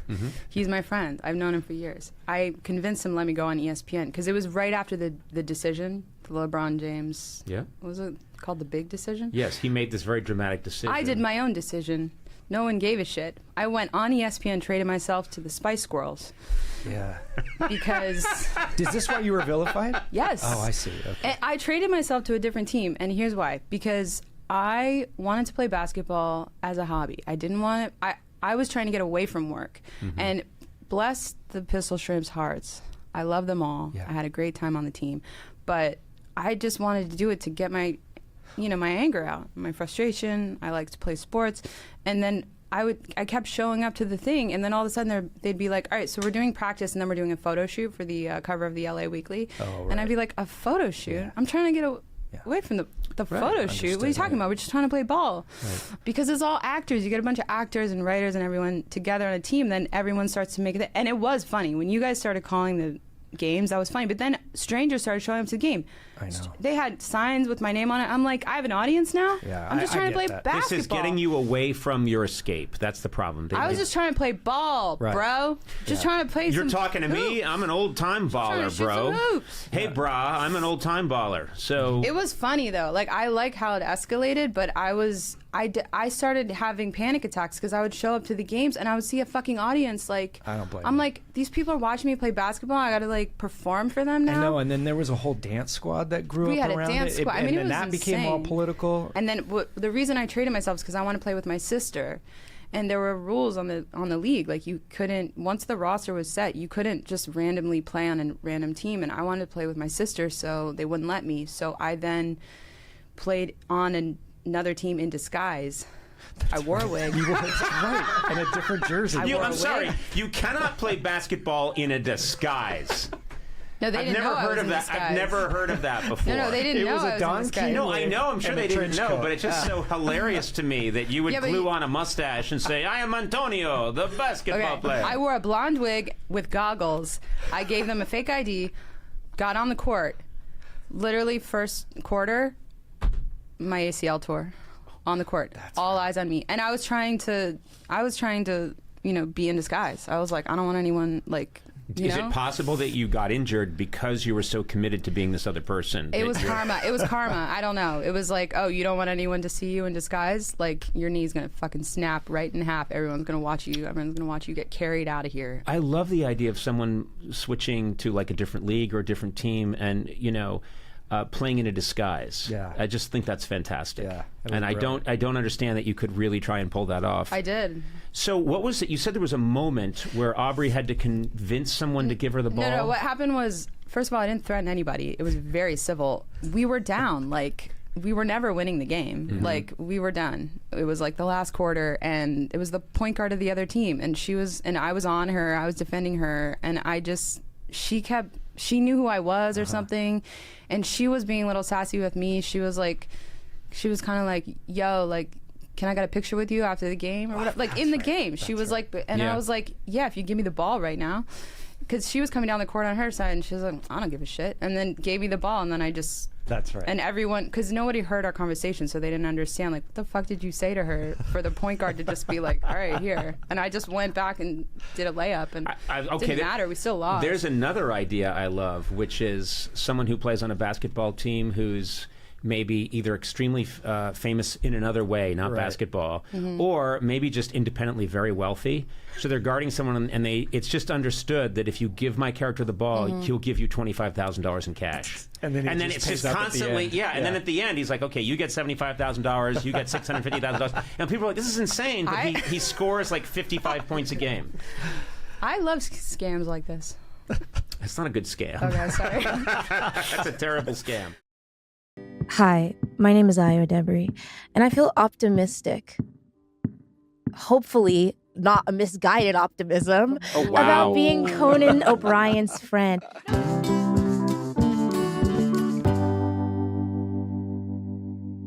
Hello there, and welcome aboard the good ship. Conan O'Brien needs a friend. I'm the captain, Conan. Of course, there's the cruise director, son of Obsession. Oh, hell yeah. I'd be a great cruise director. And working down there in the engine room, covered in grease. Matt Gorley. Yeah. You never get to come topside. No, I thought you were going to call me Gopher. No. Oh, God, no. Around the other passengers? No. You're down. You are covered in grease. You're hard of hearing because of the giant turbines turning all the time. Yeah. You're rarely allowed out. In fact, when the ship is sinking, you're not even told it's sinking. Aww. Listen, you know I love you, man. Do I? I don't think you could. I know I don't. Not based on... There's never been a single sign that you love me. So I don't know. Not based on my behavior towards you, certainly not what other people say. No facts, no evidence. Yeah. I think you hate me, sir. I do not hate you. You just don't like me. No. I think it's... Oh, God, what's the word? There's indifference. Oh, that's almost worse. Leaning towards rage. That's worse, yeah. Rage different. I don't have a word for it. But listen, no, of course, I respect you. I think you do a great job. I can't look you in the eye when I'm lying. No, and it's just respect is a begrudging respect. It's a begrudging respect. That's true. I just want to make sure, because we're recording this a little ahead of time, and one of the things we don't do is we're not very topical on this podcast. But now I've got it in my head today because I don't think this is going to drop for a while. We really can't be topical. Right. No. You know what I mean? So I don't want anyone saying, well, next week is that big national holiday, or hey, in 2 days. But we do know when this is coming out. I so know. we can say things like 4th of July is just around the corner. I know. You still don't understand. I still don't understand how this works. I'm suspicious of that. What if we say that and then for some reason this gets bumped, because some huge figure says I'll do the podcast, but it has to air on that day, and we go, we've already got this all set for someone else and it has to move. Well, what if they and move then we're 4th saying, of July? wow, 4th of July. You never know And what people look Trump's out the gonna window and do. it's snowing. Yeah. But it's still 4th of July and they live in Antarctica. Oh, So you see the twist I put at the end? twist. What are you saying that we don't have big names right now? And if we have one, everyone No, gets these are bumped? big names. I'm talking Yeah. about the new Pope from You- Chicago. He's like, not coming on listen, this stupid my- podcast. my cell phone. I'm just saying, what if my cell phone rings and I pick it up and I go, "Hey, Conan there?" And I go, "Hello," and he goes, "This is the new Pope." And I go, "Wow, oh my God, it's incredible! Congratulations!" Yeah, I'm thinking I used to be down in Chicago, and on Diversey, I'd be driving down Diversey, and I'd be like, I like White Sox. I'm not a Cubs guy. Anyhow, and I'd Yeah. be getting my sausage, and I was thinking, I like this Conan podcast. I'll do it someday if I become Pope. Probably a 50-50 chance. That's a good Chicago. Yeah, and then he, and again, now we are getting topical, but if he wanted to do the podcast, that would bump anybody. Yeah. And also, I would want to ask him, did you use some of your Chicago ways to influence the conclave? What are you Like, saying? I mean, they when he bring was- a knife, you bring a gun. Yeah, Kind of thing? exactly. They That kind bring black smoke, you bring white smoke. He was in there just going like, "Oh, really? You're going to vote for that guy, huh? Yeah. Oh, that guy from Portugal, Maybe huh?" at the conclave, he was walking around behind them with a baseball bat. I you don't. know? I see. You're going very cartoonish and very Yeah. big. Oh, I I'm apologize. thinking, no. You He's shouldn't saying he- apologize. I Yeah. begrudgingly There was respect intimidation. you. Yeah, I forgot I this th- was a sober and serious No, podcast. it's- I think it's more like, hey, you wanted. Remember when you wanted to help moving that couch? You had that place Oh. Uh-huh. over on Sheffield. Remember when you had that place on Sheffield? Who helped you move the couch? Hey, you're saying Matt's cartoony? Uh-huh. my 'Cause Yeah. my Pope. Whatever this is. My Pope did It's a lot very of cartoony. My Yeah. Pope. He did a lot of favors for people, and also Pope is Dennis Farina. Yeah, Yeah. he's kind of like he did a lot of favors for people, and also he knows the cops. He'll take care of that ticket for you. Yeah, but And they so were the in guy- Rome. What's that? They weren't even in Chicago. Why is he bringing up sofas he moved for people? Because he was always playing the game. He was always saying like, "Hey, you from where you? Yeah, we're from. You're from Thailand, eh? Yeah, hey, you moving out of that place? Yes, I'm moving out of that. Yeah, I can help you out. Couch, I get some guys that can move it for you. You don't have to hire anybody. You see, Is it And- like it's like he's controlling the altar boy union, or he's just got his fingers in every pie. He's pulling all the strings. That- That's how he got the gig. that incense fell off the back of a truck. Yeah, Don't worry about it, you know? exactly. Yeah. Yeah, that just fell out of the back of a truck. Hey, don't be asking a lot of questions, Yeah. And then he becomes Pope. Yeah. Because he's just working it. Yeah. Anyway, my Anyway. original point is, if my cell phone rings and I hear, "Hey, is this, I asked a buddy of a buddy of a buddy, and he says, I got Conan's number. Is this your number there, Conan?" And I'm like, "Yeah, this is my number. Hey, I'd like to come on that podcast there. That'd be great. Podcast. I'd come on that. Podcast. I'd like to come on that podcast." And we could get some sausage, and we could close down a couple of streets for maybe a blues fest, and then we could have that, anyway. And then I'd be like, "Shit, we got to bump the guest today, Yeah. so that we can have the Pope on." You know what I mean? I'm glad you didn't stay topical Yeah. because that was really important. Oh, these popes don't change too fast. This guy's going to be around a long time. I know, but he's not going to be the new pope when this airs. Probably. Oh, it's still a big deal. Is it? Eduardo's nodding his head. He's still gonna be Even when considered this new? comes out, you think in June the fact that there's a pope from the south side of Chicago is going to be an old story? This is big news. Is it that big? Yeah, it's huge. I already New for at least a year. How Oh, old is come it? Oh, on. it's like a What's that? honeymoon, like a newlywed. You're a newlywed for a year. Yeah. You're a new pope for He's going to be a new pope. And also the No. fact that he's from the south side of Chicago. When he came out on a balcony, he was wearing a White Sox uniform. What happens if we have Jude Law on who is in a show called The New Pope? And then we have to bump him for the new pope. Yeah, what do you Oh. fucking got this Gorley working for you? You're on You're a right. good roll, and this You're guy right. brings up Jude. What the fuck is a Jude Law? What the hell is that all about? It's like How is he helping you? it's a deep dish pope. Yeah. Oh, and who the fuck?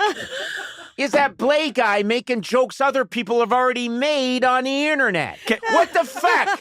You're trying to do original material and you got these two weights around your neck. Are you the Pope saying what the fuck? Yeah. Oh, okay. This is very it's borderline Andrew Dice Clay Pope. Yeah.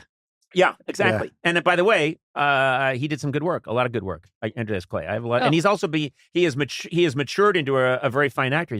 He's worked with Scorsese a lot, so I'm not going to have him put down on my watch. Okay. What? Yeah, I love it. Yes. Did you know that? That's A not lot? Yes. That's not a put down. I think it's. I don't know what the fuck you're talking about. what's And I don't, the problem and here? And Blay, when did you see anything in this conversation that made you think, I better get in there and help? I better jump in and save the day. You're welcome. You're welcome here, Blay. I better jump in and save the day. This is a very anti-Pope sentiment coming from you, isn't Yeah. it? Supposed It's to be not! welcoming Yeah. everyone in. It Do you, is. Eduardo, did you think this was anti-Pope? I love this Pope. It's not. What do you mean?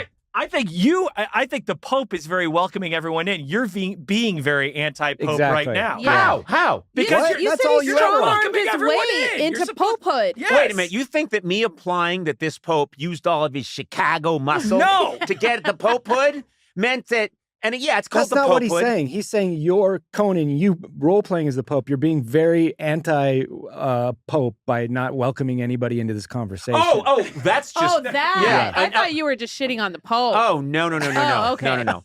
And listen, you know, I apologize. And I think it takes a big man to apologize. I apologize to you, Matt, for ever questioning your addition to this unaccepted. conversation. I don't And Blay, when you jumped in, and said that he's the deep dish Pope. I don't think anyone said that yet. That big congrats to you. So, and thank you both.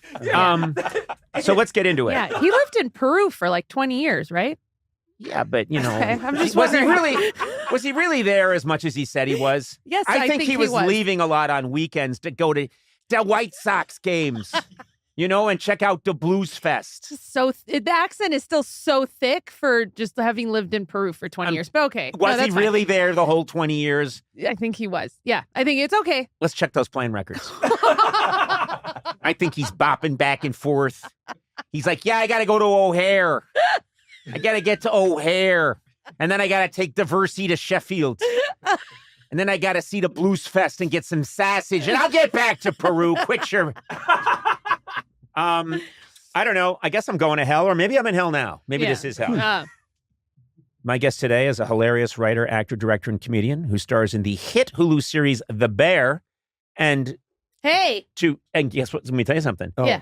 She's huge. She's a huge star. And so when you said, "Hey, are you implying we don't get big stars?" We get the biggest and and that the show best. takes place in Chicago. That's what I was saying. That's why I said, hey, because The Bear takes place in Chicago. Chicago. Okay.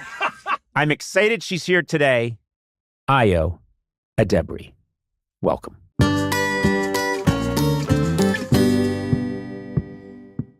No, okay, wait, I forgot that this is the start. Because you came in hot, so then I started coming in That's hot. okay. I like it when we start off hot. Yeah. Shoot. You came in, and I got to admit, I'm a little high energy today. And also, you're one of those people where I start doing bits right away. Yeah. We ran into each other at, I don't know if it was an Oscar thing or whatever. You and I were somewhere.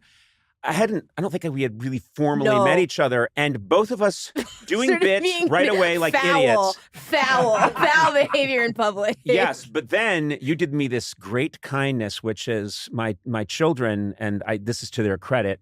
They're not having the whole Conan O'Brien shtick. Never have, never been into it.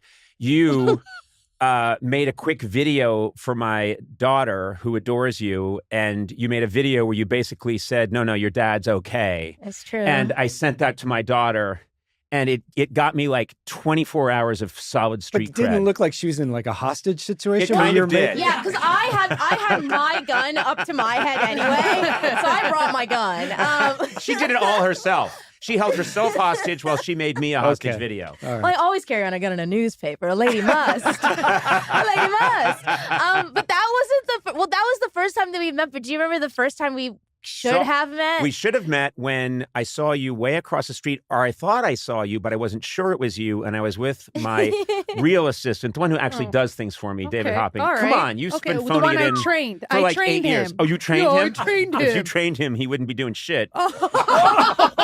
But anyway, This is a dragger. This is like I was gonna say a dragger, but that doesn't make sense. But I just like the idea. Let's all drag each other. Okay, I I'm think so. down. Well, You're I'm welcome down to with the that show. too. Fun. Welcome That's what to. this My way is. of Yeah. just fuck you. Yeah. Wait, does it? We're terrible gonna- thing we're to gonna- say. we're gonna- try we're it. getting You there, just we're said that getting to there. Io? That's terrible. Yeah, that's not Io, nice. that's terrible. That's You made Io cry. Fuck everybody. People love her. Okay. What was that all about, Fuck Sona? all of you. Oh, That's how I drag. No. I'm not good at it. No, what happened was I was with David and we were trying to figure out there's a group of people across a wide street and we're looking and we're thinking, is that Io? And we weren't sure. And then I thought, should I cross the street and say, hi, are you Io? And then I thought, no, don't do that.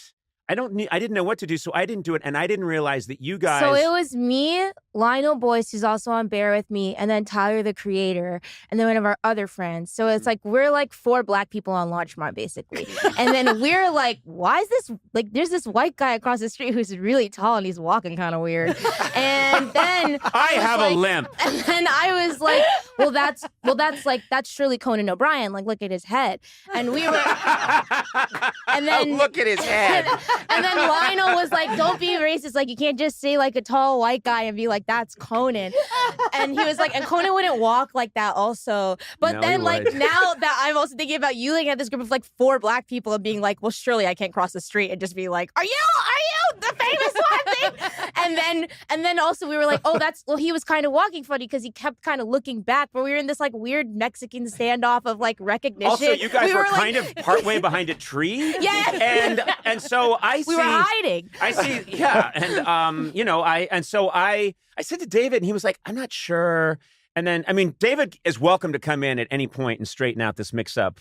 He might be off running some real errands. Just But drink he's to coming. me. Okay. Well, I'm sorry. I Sona. trained him. I taught him everything. You didn't teach him anything. Yeah, But we I were taught him trying to everything figure it he out. knows. David wasn't sure. We weren't sure. And then we got upstairs and I was like, I'm telling you, I'm sure that was Io. And I wish I had gone across the street and said something. Is this the first time you guys have confirmed this and talked about no, this? we No, talked we about talked it. about it at This Oscars party or something, or I think. SNL maybe or something. Yeah. Okay, David. Here, David, you can take my You mic. can take if this you mic want. right Oh, here. Take okay. someone's mic and David, your disposition has been called out as sunny before, yes? That's nice. I think so. I don't know. Yeah, amazing, Very sunny. amazing. Wow. This is him. disposition. By the way, this is David in a terrible mood. I know. Yeah. Hello, how are you? Yeah, I heard we're all yelling at each other. So, Yeah. so David, confirm what happened. You weren't sure it was Io. I wasn't sure it was Io. Yeah, and you were about to like yell across the street, and I was like, you can't just yell, Conan.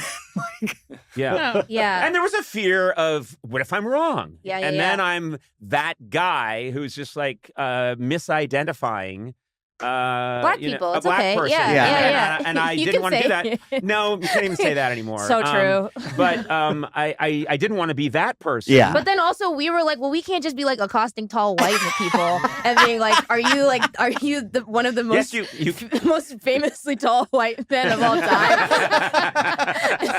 So, but then I felt like we were just kind of like getting closer Yeah. and farther away at the And then same we just time. kept walking. It was the perfect.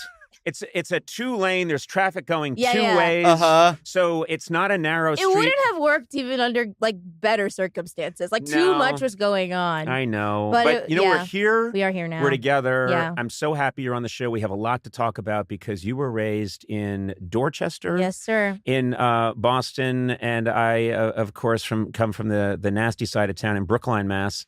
Dirty dog. Dirty dog. And you have been honored. I think you got. It's so. What? This is a a real honor. It is. It's like messed up. Wasn't there an IO Day in Yeah, Boston where yeah. all of Boston, on April 10th, the mayor of Boston honored IO by declaring April 10th IO a Debris Day in the city of Boston. Excuse me. Has there been a Conan O'Brien in Boston? Quick Oh. answer. Wait, you don't No. Wait, you don't have a day? I never had a day. Never. Oh, and what they're going to do is say, you have St. Patrick's Day. They're going to try and use some Oh, other... because you're Irish. Yeah. Very good, Sona. Very nice. Very nice. God, I didn't- You know what? You've Fuck gotten you. better.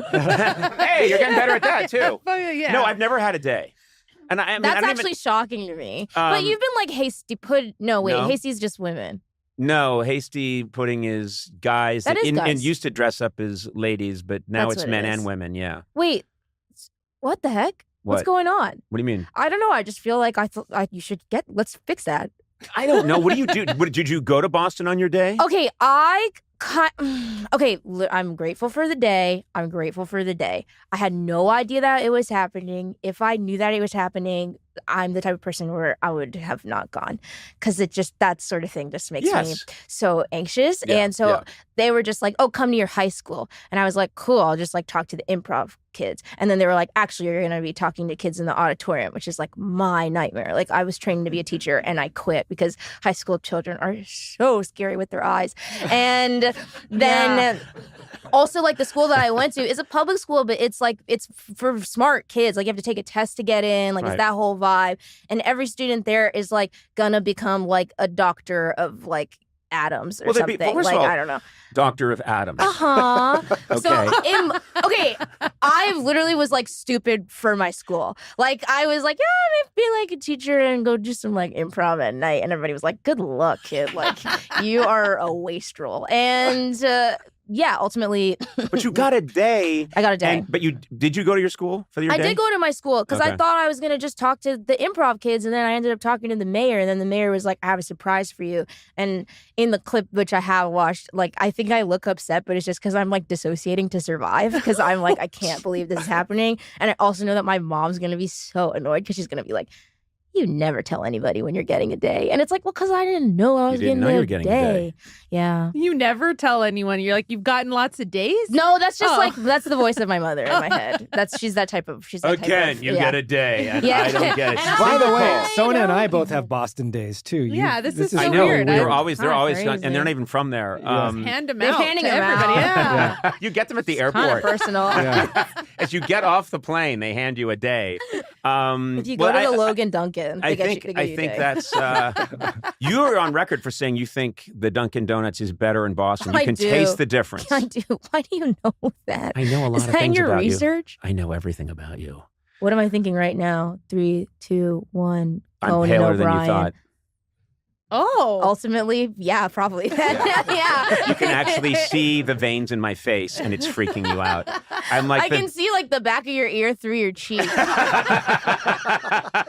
the? You're looking at me like that model of the visible woman. Yeah. Is Is it one tall man or two smaller men? We have things in common. We both grew up in Boston. Yeah. We clearly both like to riff and screw around constantly and be silly. You grew up with anxiety. I think like a lot of people that get into comedy, I had anxiety too. Yeah, you did. Pretty cool. Yeah, you did. Pretty cool. Talk to your therapist. Okay, Your well, therapist is here. I shouldn't have put you under my HIPAA exemption. I knew I shouldn't have done that. But I love that you and you're very smart and you have very serious parents who were they must have seen this comedy thing coming with you. They didn't see it coming? Oh, well, I think it just like they didn't. Can I just say something? Can I say something? I leaned out of camera. Okay, can I say something though? I noticed it too.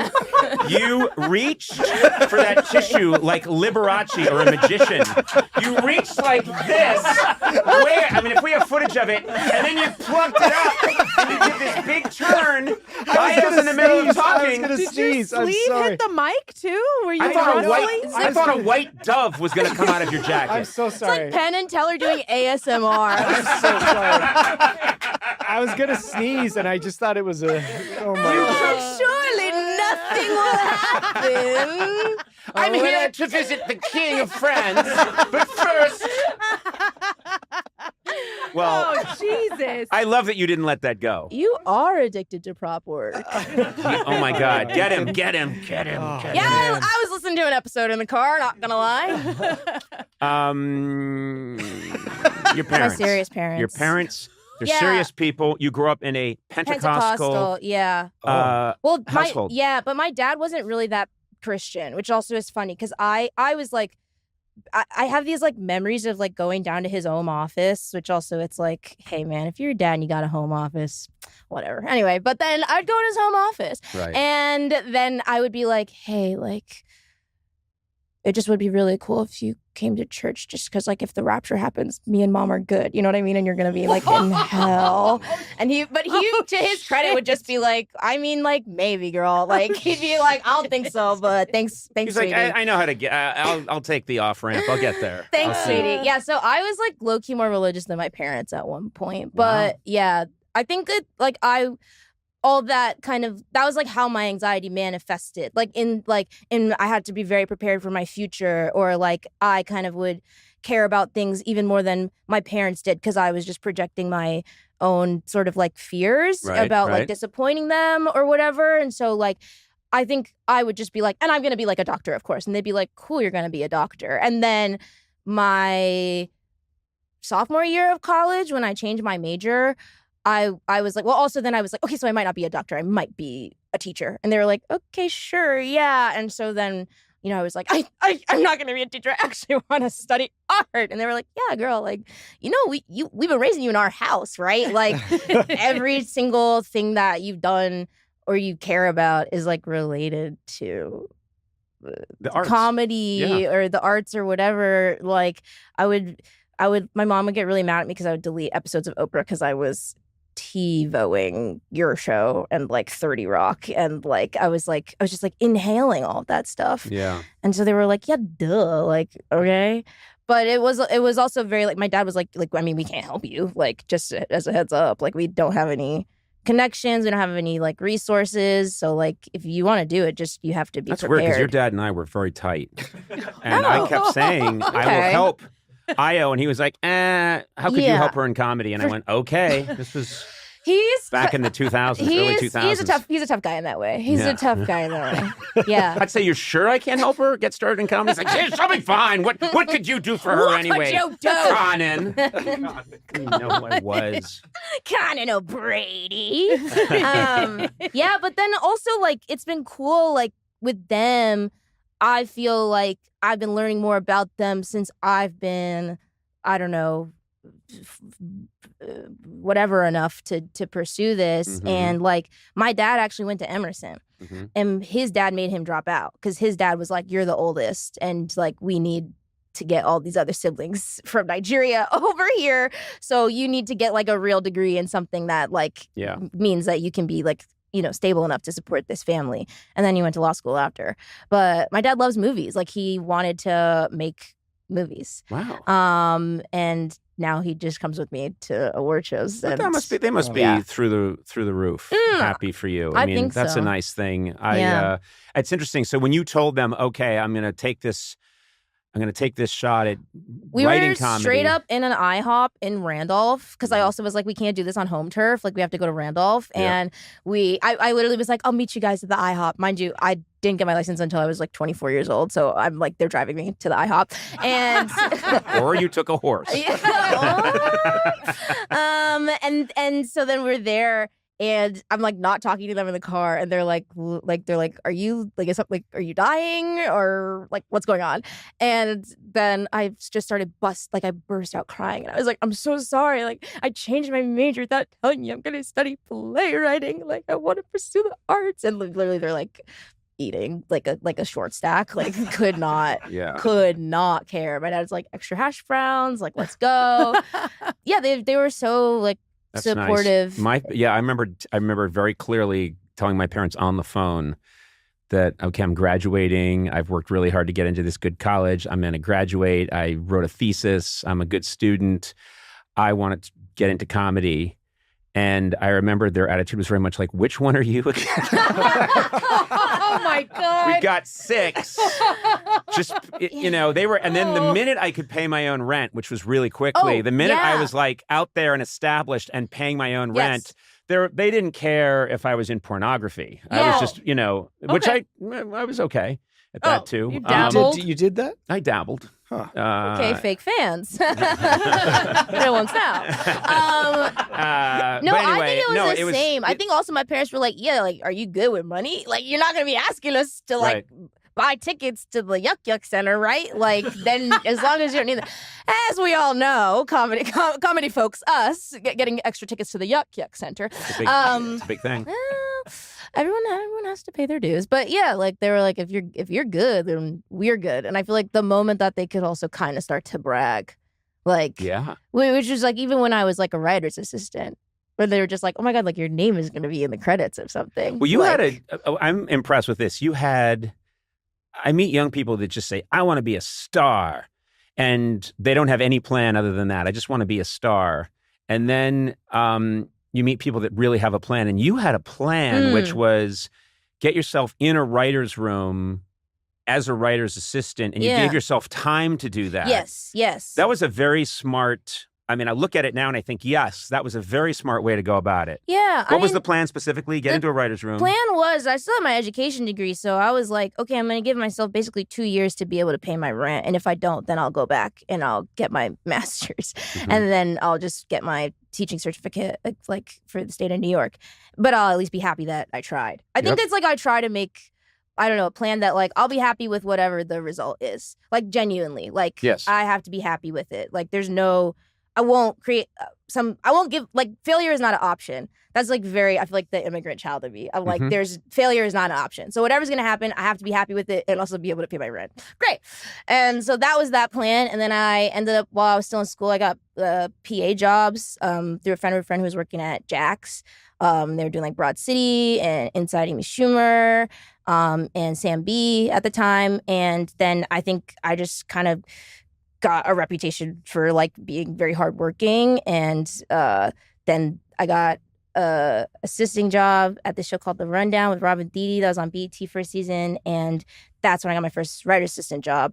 And I just basically was like talking to every single writer's assistant I knew, and I was like, okay, like, what's like the average timeline for being a writer's assistant to, like, getting an actual TV job? Like, what does that look like, and what do I have to do that? And so then I was like, okay, I think I can give myself like 3 to 4 years of doing this before then I start to get like crazy and a little like I feel like that's, I don't know, when I was like meeting writer assistants where they were like, I've been doing this for like 8 years or something, I was like, oh, okay, like you're not happy doing this. So that some people are, but that's just like how I felt. So I was like, cool, I'll give myself like 3 or 4 because I kind of know myself, and I know that's when I'll start to get like restless. But also then I was doing stand-up.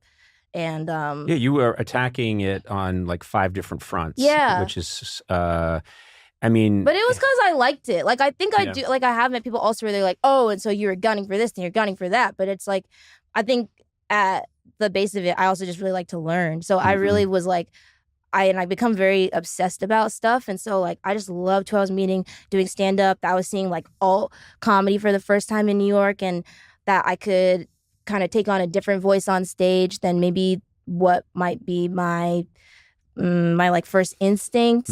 And then also, like, I started like writing like shouts and murmurs pieces with my friend because I was like, okay, my end goal is writing, not performing. That also is the thing. Like, I really did not picture myself as a actor or performer. It's interesting because I get the sense you still think of yourself first as a writer, even though. And I think sometimes people are like, "Are you right in the head?" Yeah. So there is something like where I have like a relatively not always on, but I think I do have a good sense of like stuff where I'm like, oh, I can't do this, or I don't want to do this, or like I'm not interested in being this thing. Even though something that's been interesting about like acting more is that I think it's like, oh, people start to have a perception of you, and that's also why I'm like, whenever I can get the chance, I'm like, I have to do something that's a comedic thing so that people like understand like this is actually like my brain and like my sense of self, and not just like looking cool on the red carpet, which I love, which is great and which is fun. Do you like the red carpet? No, but but I think it's like I can appreciate it as another type of performance, and I think then that's it's a good way to look at it. also like in this weird way, I'm like, that's closer to acting than it is to me. And also like weirdly like drag. I'm like basically doing drag of myself. I feel like, and I'm like become this vessel for like outfit and like hair and makeup, and I'm like that's actually it's something else. I'm like doing like a heightened version of like a pastiche of myself or something. I don't know, but yeah, thinking of it that way helps me. I had an attitude a little bit early on because I just was so much into I want to do these ideas and I want to do this weird show. And then they would say, okay, well, now's the Emmys and you guys have been nominated. So you're supposed to go and walk the red carpet. And I had a little bit of an attitude of, but I don't like this. This is what I'm about. And I was young, but I was also like, this is what I'm about. And then it just occurred to me, it's part of the job, you fucking moron. It's like, get over yourself. It's part of the job. And find a tux that fits and stand there and get your picture taken and smile. And if, what do you mean you don't love it? No one does. I mean, maybe there are people who are beautiful freaks, but who are like, oh yeah, this is what I live for. But I think actually most people are literally like, get me out of my skin. Yeah. This is so insane. Yeah. And so many people are yelling at me also. And they all have a different way of saying my name. And it's so weird. It's so weird.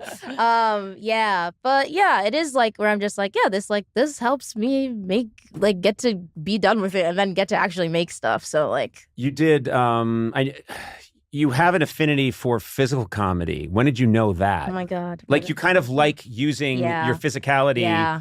And is that something that you always had, or is it something you discovered as you went along?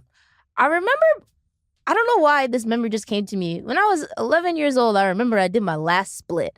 I did a split, and I knew that paramedics came. I was like, this is for real the last split. I was like, I'm done. I have yet to do my last split. Or your first. Come on now, brag about it. But then I remember my cousin came and found me up the stairs because I was stuck. Like I was just like stuck, and my cousin started crying from laughing, and I was like, okay, maybe stuck in a split. Yeah, many such stories in my life. I love them loading you into the ambulance and you're still in a split. On a gurney. Yeah, on a gurney. 11 years old. They're pushing you through the hospital court. It's like the pit, but they're pushing you through in a split. Clear. 7 cc's of Harris-Harrison. 11-year-old stuck in a split. Again? Third one today. Yeah. Welcome to the pit. Welcome to the pit. They have a special device. They have a special device that gets you out of the split. Yeah. So I don't know. Many cases such as this in my life. And I think like also doing stand up, where you're just like trying to figure out your voice and like who actually am I in between all of my references and things that I love and admire or whatever. And one of my like all-time favorites is Cat Williams. Mm-hmm. And when I think of like my favorite jokes of his, I'm like, oh yeah, they're the ones where he has like very physical act outs. I mean, like somehow not sweating out that perm. God bless that man. And I think also like growing up in the church, huge element of physicality. That obviously, in performance in that. And then I just like, I don't know, I felt like I just was like, oh yeah, I have these really long limbs. Like I wonder what happens when they just keep going. And I like how it feels also when I can play with like how little space I'm taking up and how still I'm being, and then like how ridiculous and I get to be too. I want to get to this because occasionally in my life, people have asked me about directing something, and my answer is always, I've never thought about it. It's not something I aspire to. I don't know anything about that. You've got to find someone else. And I realize that I have a vision and that I'm directing things all the time when we make comedy, but dictating. Dictating. Yeah. Thank you. With an iron fist. Yeah. Well, I'm and an iron dick. Yeah. Hey, okay. Oh, wow. Just take it easy there. Just take it easy there, Bao. I've been there.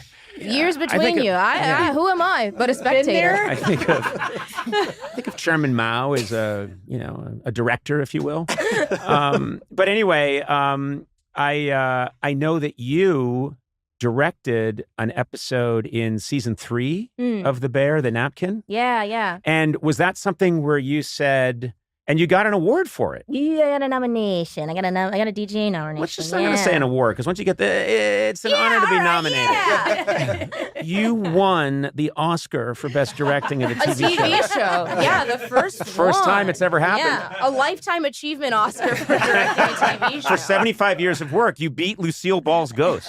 And my mom was pissed. Yeah, we were all really mad. We thought that was fucked up. But I, at my age, do not have the courage to say, let me direct that. And you did, and did a great job. Thanks. What drove you to, or what did you summon in yourself? Or were you encouraged by the creator of the bit? Definitely encouraged. I've known Chris since I was like 22. And I think, the first time we met was at a John and Viddy's. And if Chris there's like probably two. This is Chris Storer? Yeah, there's probably like 2 clear pictures of Chris Storer like online, because he does not go outside. That man is inside. Yeah. And and it's aided by his own also he missed the Emmys where we the first Emmys where we won everything because he got COVID because he went outside the house. But he was also I get to be at home. That's very Chris's vibe. So we met at a John and Vinny's, and he was like, yeah, listen, I'm probably gonna be here for about 30 minutes, but I've met you. We're going to work together again. And also, you're a director. And I was like, cool. See you on set whenever. Also, you're crazy. And then Bear started happening again maybe when I was 26 or something. Yep. 25, 26. And that whole time, we would just talk about movies, TV shows, things that we liked.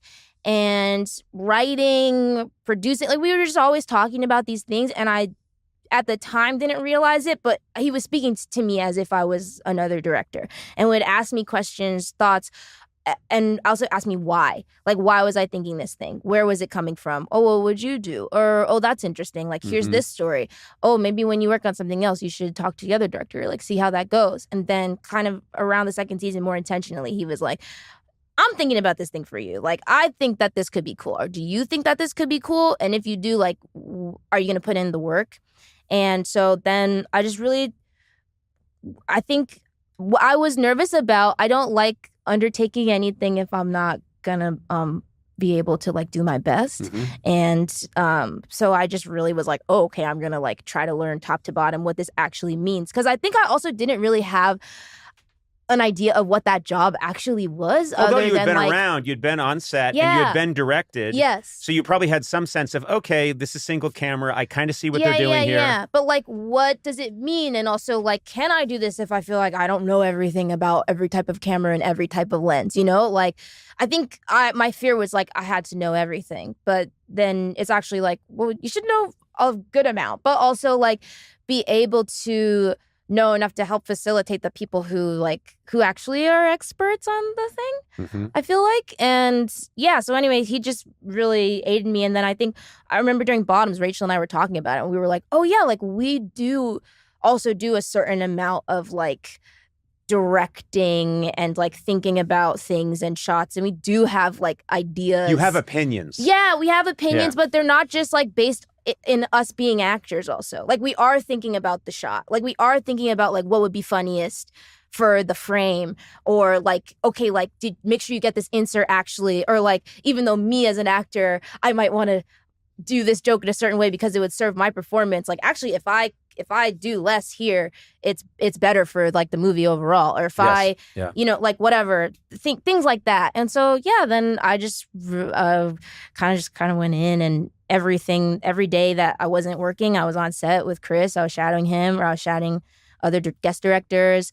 Then if I wasn't on Bear and I was on another show, I would basically be shadowing the director, even if the director didn't know it. So do you have the bug now? Do you see yourself directing more? I do, but not anytime soon, because unless something comes up that's really, I don't know, something really cool that is inspiring me. I think it's a sort of thing where I'm oh, I actually love this so much that I want to take my time and have the next thing be really right.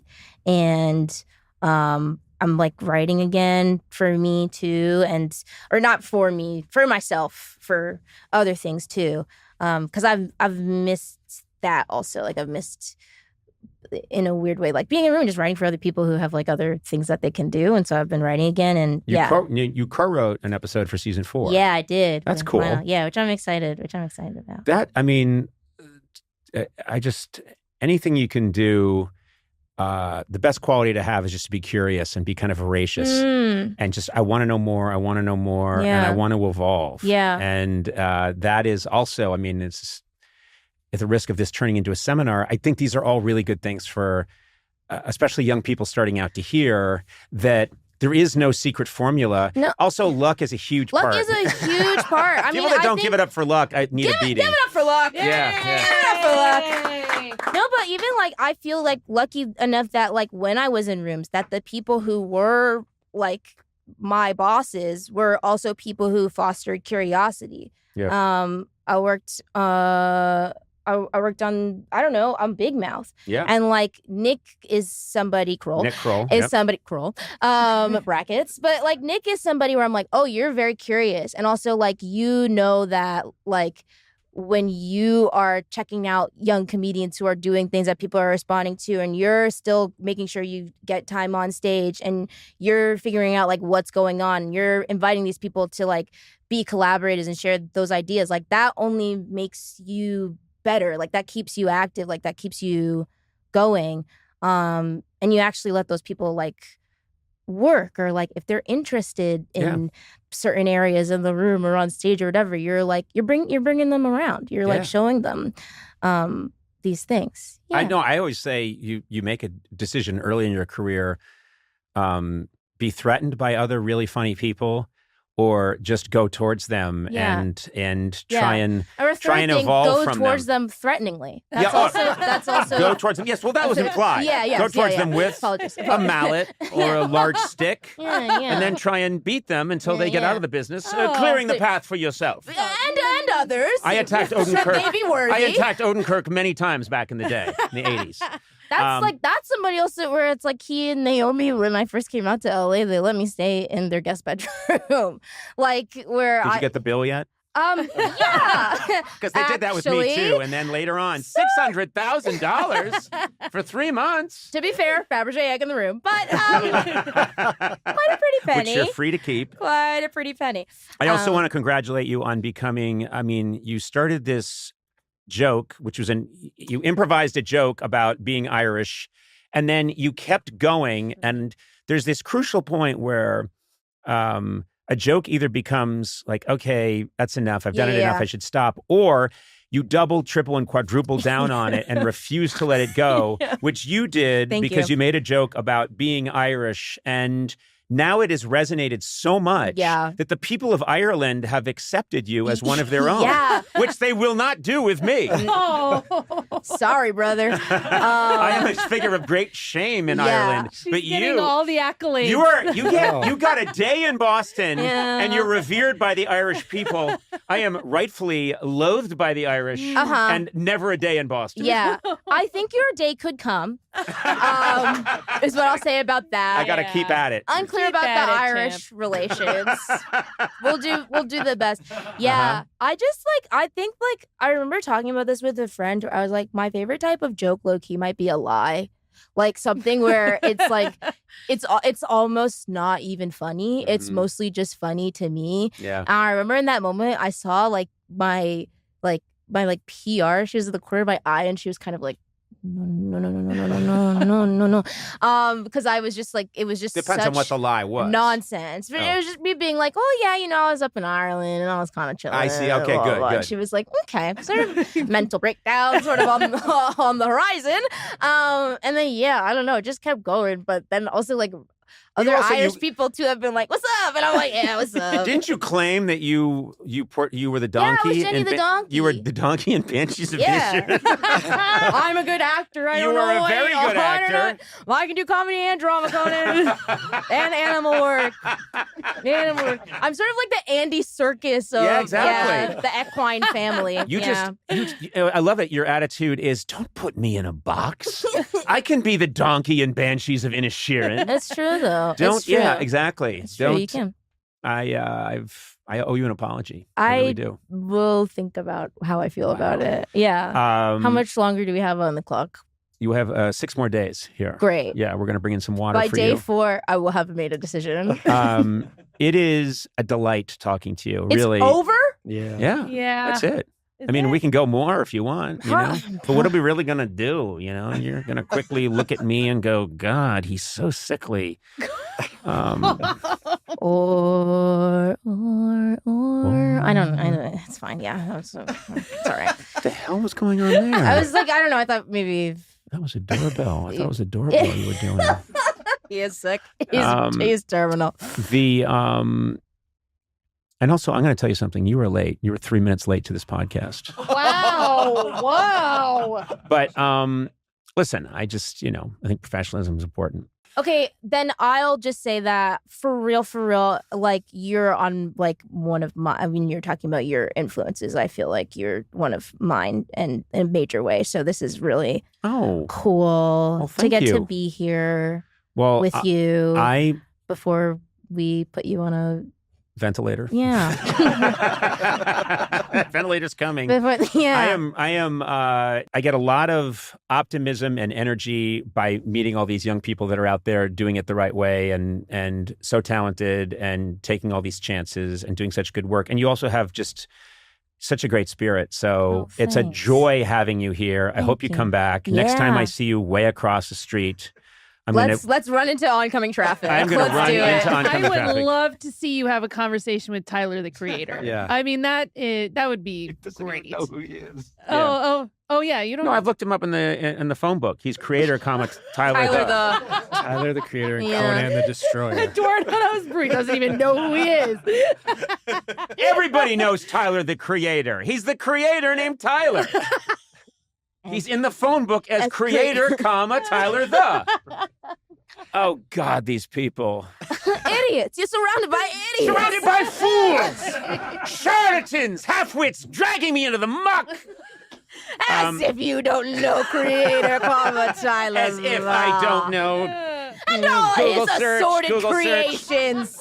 I The love things he's created? Oh, my God, don't get me started on the things Don't waste your breath. Tyler's created. Don't waste your breath I was on gonna them. start at the top. I know, but don't. Oh, Io stopped me from the longest list of Tyler's creations. They don't deserve it. There isn't time. You're right, Io. Thank you so much for being here. Come back anytime, and you make me happy. Okay, like in 2 minutes or 20 minutes. Great. Give me a 20-minute break. Bye.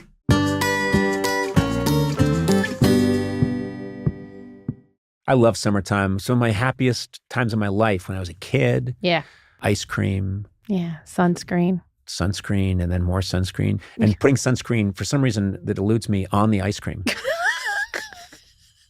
The best summer moments are the ones that stick with you forever. They really are. Yeah. And since 1975, Miller Lite has been part of our summer memories. It really has. Yeah. Miller Lite is brewed for taste. Simply put, it just hits different. Now, Mhm. yeah, I've told you about my summer moments. What about you, Son? Any great summer moments? Yeah. I like to crack open that cooler and Yep. that pull No, her out. you open the cooler. I open the Do you have an cooler. air-sealed cooler? So you have a sealed cooler that you have to crack open. I crack it open and then I take out that ice cold Miller Lite And then you crack that open. and then I crack that open too and I'm just cracking open things and Yeah. I'm just knocking them back. And Yeah. It's Then like, it's time to go to there's a secret code and you got to crack that code.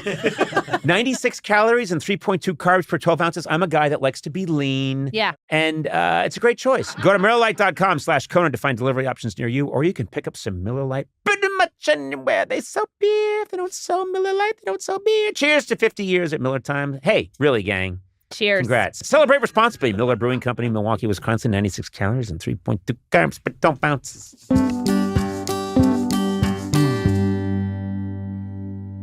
We're going to go back to something we did way in the early stages of this podcast before. It This was is like 1976. Yeah. It's maybe one of the dumbest things we've ever done on this podcast. So I was absent for at least an episode. I think it might have even been more than one episode, around the Bob Newhart episode or something.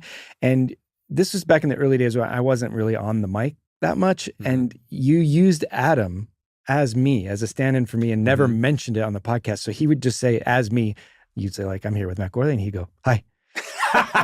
Why couldn't we just admit that? Well, Matt, I'm it's glad just you such a didn't, funny. because it ended up being this thing that when I came back, we decided to play a game with the two of you where you turned around, closed your eyes, and Adam and I both took turns saying hi, trying to get you to figure out which one of us was That me. is so stupid. Do you remember this? Yes, I I do kinda remember. do. I And do it was- remember this. I do remember this being, and this is really saying something for me. Height of idiocy. It was, Yes. and for me to say that. yeah. And there was also no question when it was Adam and when it was me. It wasn't even like Well, we really. also the part that made it the dumbest is that we just kept taking turns. Yeah. And so And we didn't randomize No, we it. didn't randomize it at all. Because we didn't think about it beforehand. So what we're gonna do today is we're gonna try it again. Okay. And then we're also gonna. Adam. I know. We're also gonna add in Eduardo and Blay to the mix after that. We'll do a round with just me and Adam. Ooh. And- Okay. Okay. So you guys are gonna have This to is turn saucy. around. Turn or, around. or close your eyes. And Adam, you got to come over to my mic so we're Wait, in the can same we area. Still, do we do this? It's more that you have to close your eyes. Okay. I have my eyes closed and my head down like I'm very sad. I know. Okay, and we will randomize this time. Oh wait, okay? I'm off. This means I'm off mic. Hold Yeah, on. I you forgot gotta- about. you gotta I forgot move it. about the microphone. Here we go. Okay. All right. Hi. That's, That's good. That's Adam. That's Adam. Hi. That's that's Matt. Matt. Hi. That's Matt. That's Matt. Hi. Oh, That's interesting. can we hear that one again? Hi. That's Matt. That's Matt. Hi. That's Adam. That's Adam. Hi. Matt. Hi. Matt. Hi. That's Adam. Your voices Okay. are so different. You guys, I have You news guys for you. Both But also- have You can open your completely eyes. different voices. Yes. I'm proud to tell you, you scored 100%. Yes. What? It's not that. Oh my God. You know what? Your personalities come through. Even in. I mean, it's barely. Was this hard the first time? No, you got 100 And the first time too. we didn't know you as well then. Yeah, I know. That was in the early days. Okay, now we're going to do it with all four of us. Oh yeah, that's gonna be tough. I don't know, Eduardo. Eduardo says hola. Our range is kind of. Eduardo's gonna say hola. Oh my And God. Blay is gonna go hey, and everyone's gonna have to adjust the board. Matt tried so hard to make his voice sound so different. It was That's- always the same. I love this game, and I don't know why, and I love it It's so fun. much. Yeah. It's Stupid. fun. Okay, And turn I do around. have to say you have to really concentrate, but people can't hide their essence. Yeah. Yes. You Yeah, know? it's true. Oh my God. Okay, so you two come over here, We're and so Adam as well. stupid. The way we're crouching and closing. Quiet. You gotta take this seriously. We're so stupid. And then we'll make sure we're all on the I camera. can't too. believe this is my job. Okay. This photo's going to be incredible. All right, here we go. Oh my God. And Hi. Sona, you have to wait a second. So okay. You're just upset because I Let's guessed not it move before. it no. right It's over not here. that. Too. It's Just lean in. because sometimes. Okay, go ahead and let's be 3, 2. Hi. Well, that sounds like Eduardo to me. Same Z's. Hi. Oh That still sounds like Eduardo to me. no, that sounds like I think that's Adam. Hi. Hold on. Now they're coming too quickly. Say again. Hi. That's Blay. I'm gonna say that's Matt. Hi. That's Matt. That's Matt. Hi.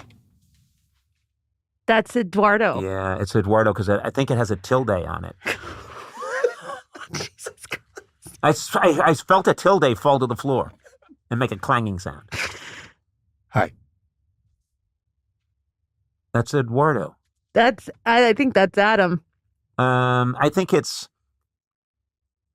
Let's see. I think it's Adam after he's traveled. He spent some time traveling, and he's been watching a lot of football. Hi. Oh my God! That's Matt That's being a dick. That's Matt just doing one of his bits. Hi. That's got to be Blay. Blay. Hi.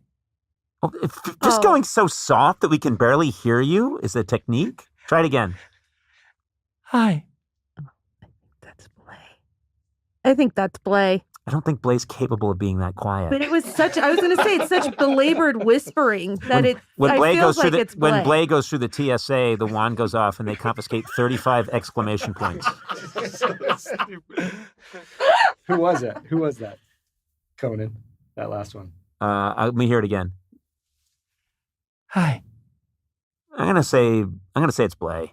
Okay, we're gonna do one last round. Well, hold on. Wait. You have to tell us how we did. We will. Close your eyes. We're going to do one last one where we're going to do 4 in a row. Stupid. It's going to be each one of us does one, and you have to say in order which Okay. one of it is. Okay. Hi. That's Matt. No, don't say it. Just remember. Oh, shit. Okay. No, I'm not going to remember. I'm in my 80s. Here we go. We're going to start over. Hi. Okay. Hi. Hi. Hi. Okay, I think it's Adam first, then Matt. What do you think, Sona? Adam, Matt, Blae, Eduardo. Yeah. Okay, we're opening our Okay, eyes. Yes. Wow. Okay. This was a lot more difficult for you guys. Yes, of course. God. You only got 4 correct. The both of you. And what were the mistakes that we made? Besides hiring I'm you not guys? sure, but that last I'm so glad I wasn't around for the first version. the last one with the 4 of us, you both got right. Yes. All 4 in a row. I didn't even have my headphones in the whole time. Did I? You did. Oh, just kidding. Why would you lie like that? I thought you did. You're a sociopath. You know what's so great about this Who game? lies about this game? In order to, how competitive are you? I don't think I have my headphones on. We have video. We do? Well, what are you talking about? You're the one going like, no, you can't just do it quiet. You had all these complaints. hold on a second. You always have to complain about the game when you're kind of like teetering on success. Listen to me. Yes. Please. It's about time someone listened to me on this podcast. When do I get a chance to speak? Oh, boy. Said the idiot. I do think it's a little unfair when it gets down to you're just like, okay, now it's just a little bit of air. That's all. It's me. Maybe I'm being a little fussy. Fair enough. The great thing about this game is it's not only fun and smart, but listeners can play at home as well. Oh, yeah. know? That's a really good point. Yeah. And you know what? If people play this and enjoy it, we will figure out a way to make this into a game that you have to Sell it. purchase. Yeah. Home A edition. voice box, and you press it, I think and it's going to. someone says hi, and you guess. Remember on Family Well, no, Feud where that's they'd have the you're talking like, about a machine. I was thinking it'd be like an app or something, but you're talking Oh. about an actual machine. I thought you meant like a board game, yeah, like I thought Twister. so too. Like yeah. Okay. on Family Feud when they Hey. say you get to take the board game home. Yes. With you, you know? You know Yeah. what we could call it? We could call it "Make Hay While the Sun Shines." And there's a little box, and you hit it, and it gives you a hay. And if you if you guess which of all of us it is, you get to advance your piece. Yes. But wait, we're or changing it to hay? haymaker. No, it's hi. It's We're hi. saying hi. Make They've hi been saying while the sun hi. shines. Yeah. It comes across as high. Does it come? I mean, doesn't it sound like hay to you? Hey. No, we just heard it like 40 times. It's It's hi. insane. It's always been a high. No one ever said hey. This game has made everyone so But that is dumb. why we should call it Make High While the Sun Shines. Yes. Make High While the Sun Shines. It sounded like hay to me. I know that I have a problem. You do. We just I drink heard before it. the podcast and afterwards. Could be a fun drinking game. If you get it wrong, shoddy shot. Yeah, but we need to figure out a way to make this something that we can profit from. I see. don't want the profits going to some charity.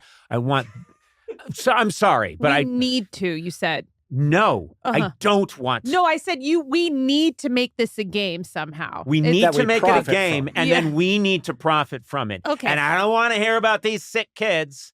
I'm sick of that And shit. wait, hold on. What is this we? Because Yeah, is that Adam and all I of us? came up and designed this Oh. game, and we spent a lot of time on it. We met Oh. outside Hey, of the excuse me. podcast. So you work at Apple, Uh-huh. and you just went to Steve Jobs and said, "Well, I thought of it while working for you. Yeah. So I don't think you should." I'm now, an independent contractor. I'm not on any kind of like. Ooh. Oh, this you is think not- that's going to work on Steve Jobs? He's going to just. don't He's get going to start. His head's going to start quivering a little bit I Yeah. never in his signed black anything. turtleneck, and then your brain is going to explode. I'm taking this straight to Smartless. No, you know what? If it's just the two of you saying hi with no one guessing, it's just two dicks and a microphone. And so we add Hey, the and layer. you got another title. That's the name. That's the name. Add Hey, the layer. 2 dicks and a mic. Two dicks and a mic. But you know there's what? so That many would dicks. sell. And I think Yeah. all of What? us need That to would do sell. it. 2 With dicks that and a name. mic would sell, and or let's just call it 4 dicks and a mic, is a good title. That's better than my, God, I thought they said hey and they said hi, whatever. Okay, that was wrong.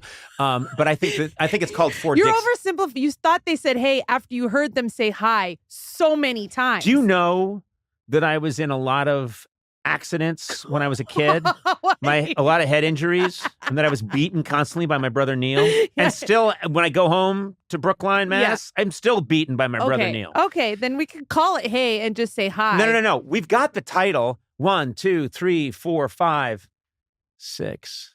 No, it's 4. What do you mean? Because you have 2 people at home guessing. I mean, if it's a home version, it's 6 of us, right? All of us saying hi. Yes. Yes. So But it's you 6. guys have your voices are too distinct. I can change mine. Listen to this. Just say hi. Why aren't you saying hi? Because I'm too outside the box for that.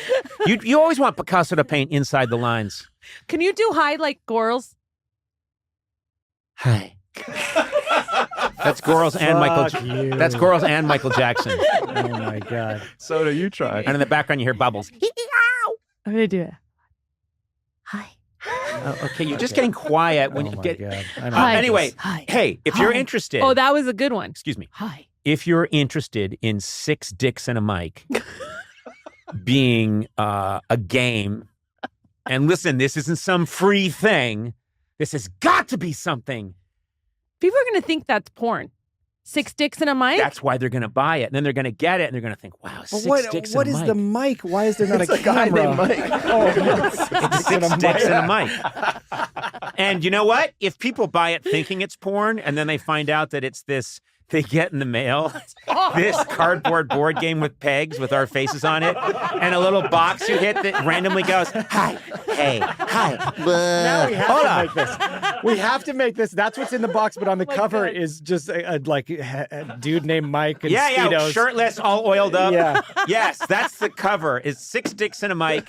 The cover is very male porn. Yeah. And then you open it up, and it's this game that and Adam, I want to make sure the worst people make this, that it's very cheaply made. Yeah. And can you still get, I want it to be made of something that's kind of toxic. Is there a Parker brother who's been outcast from the other Parker brothers? Yeah, With, Parker like, Posey. Yeah. It's Parker Posey. Okay. Anyway, we're going to be looking for this soon. It's going to be available. 6 dicks and a mic coming soon to an alley near you.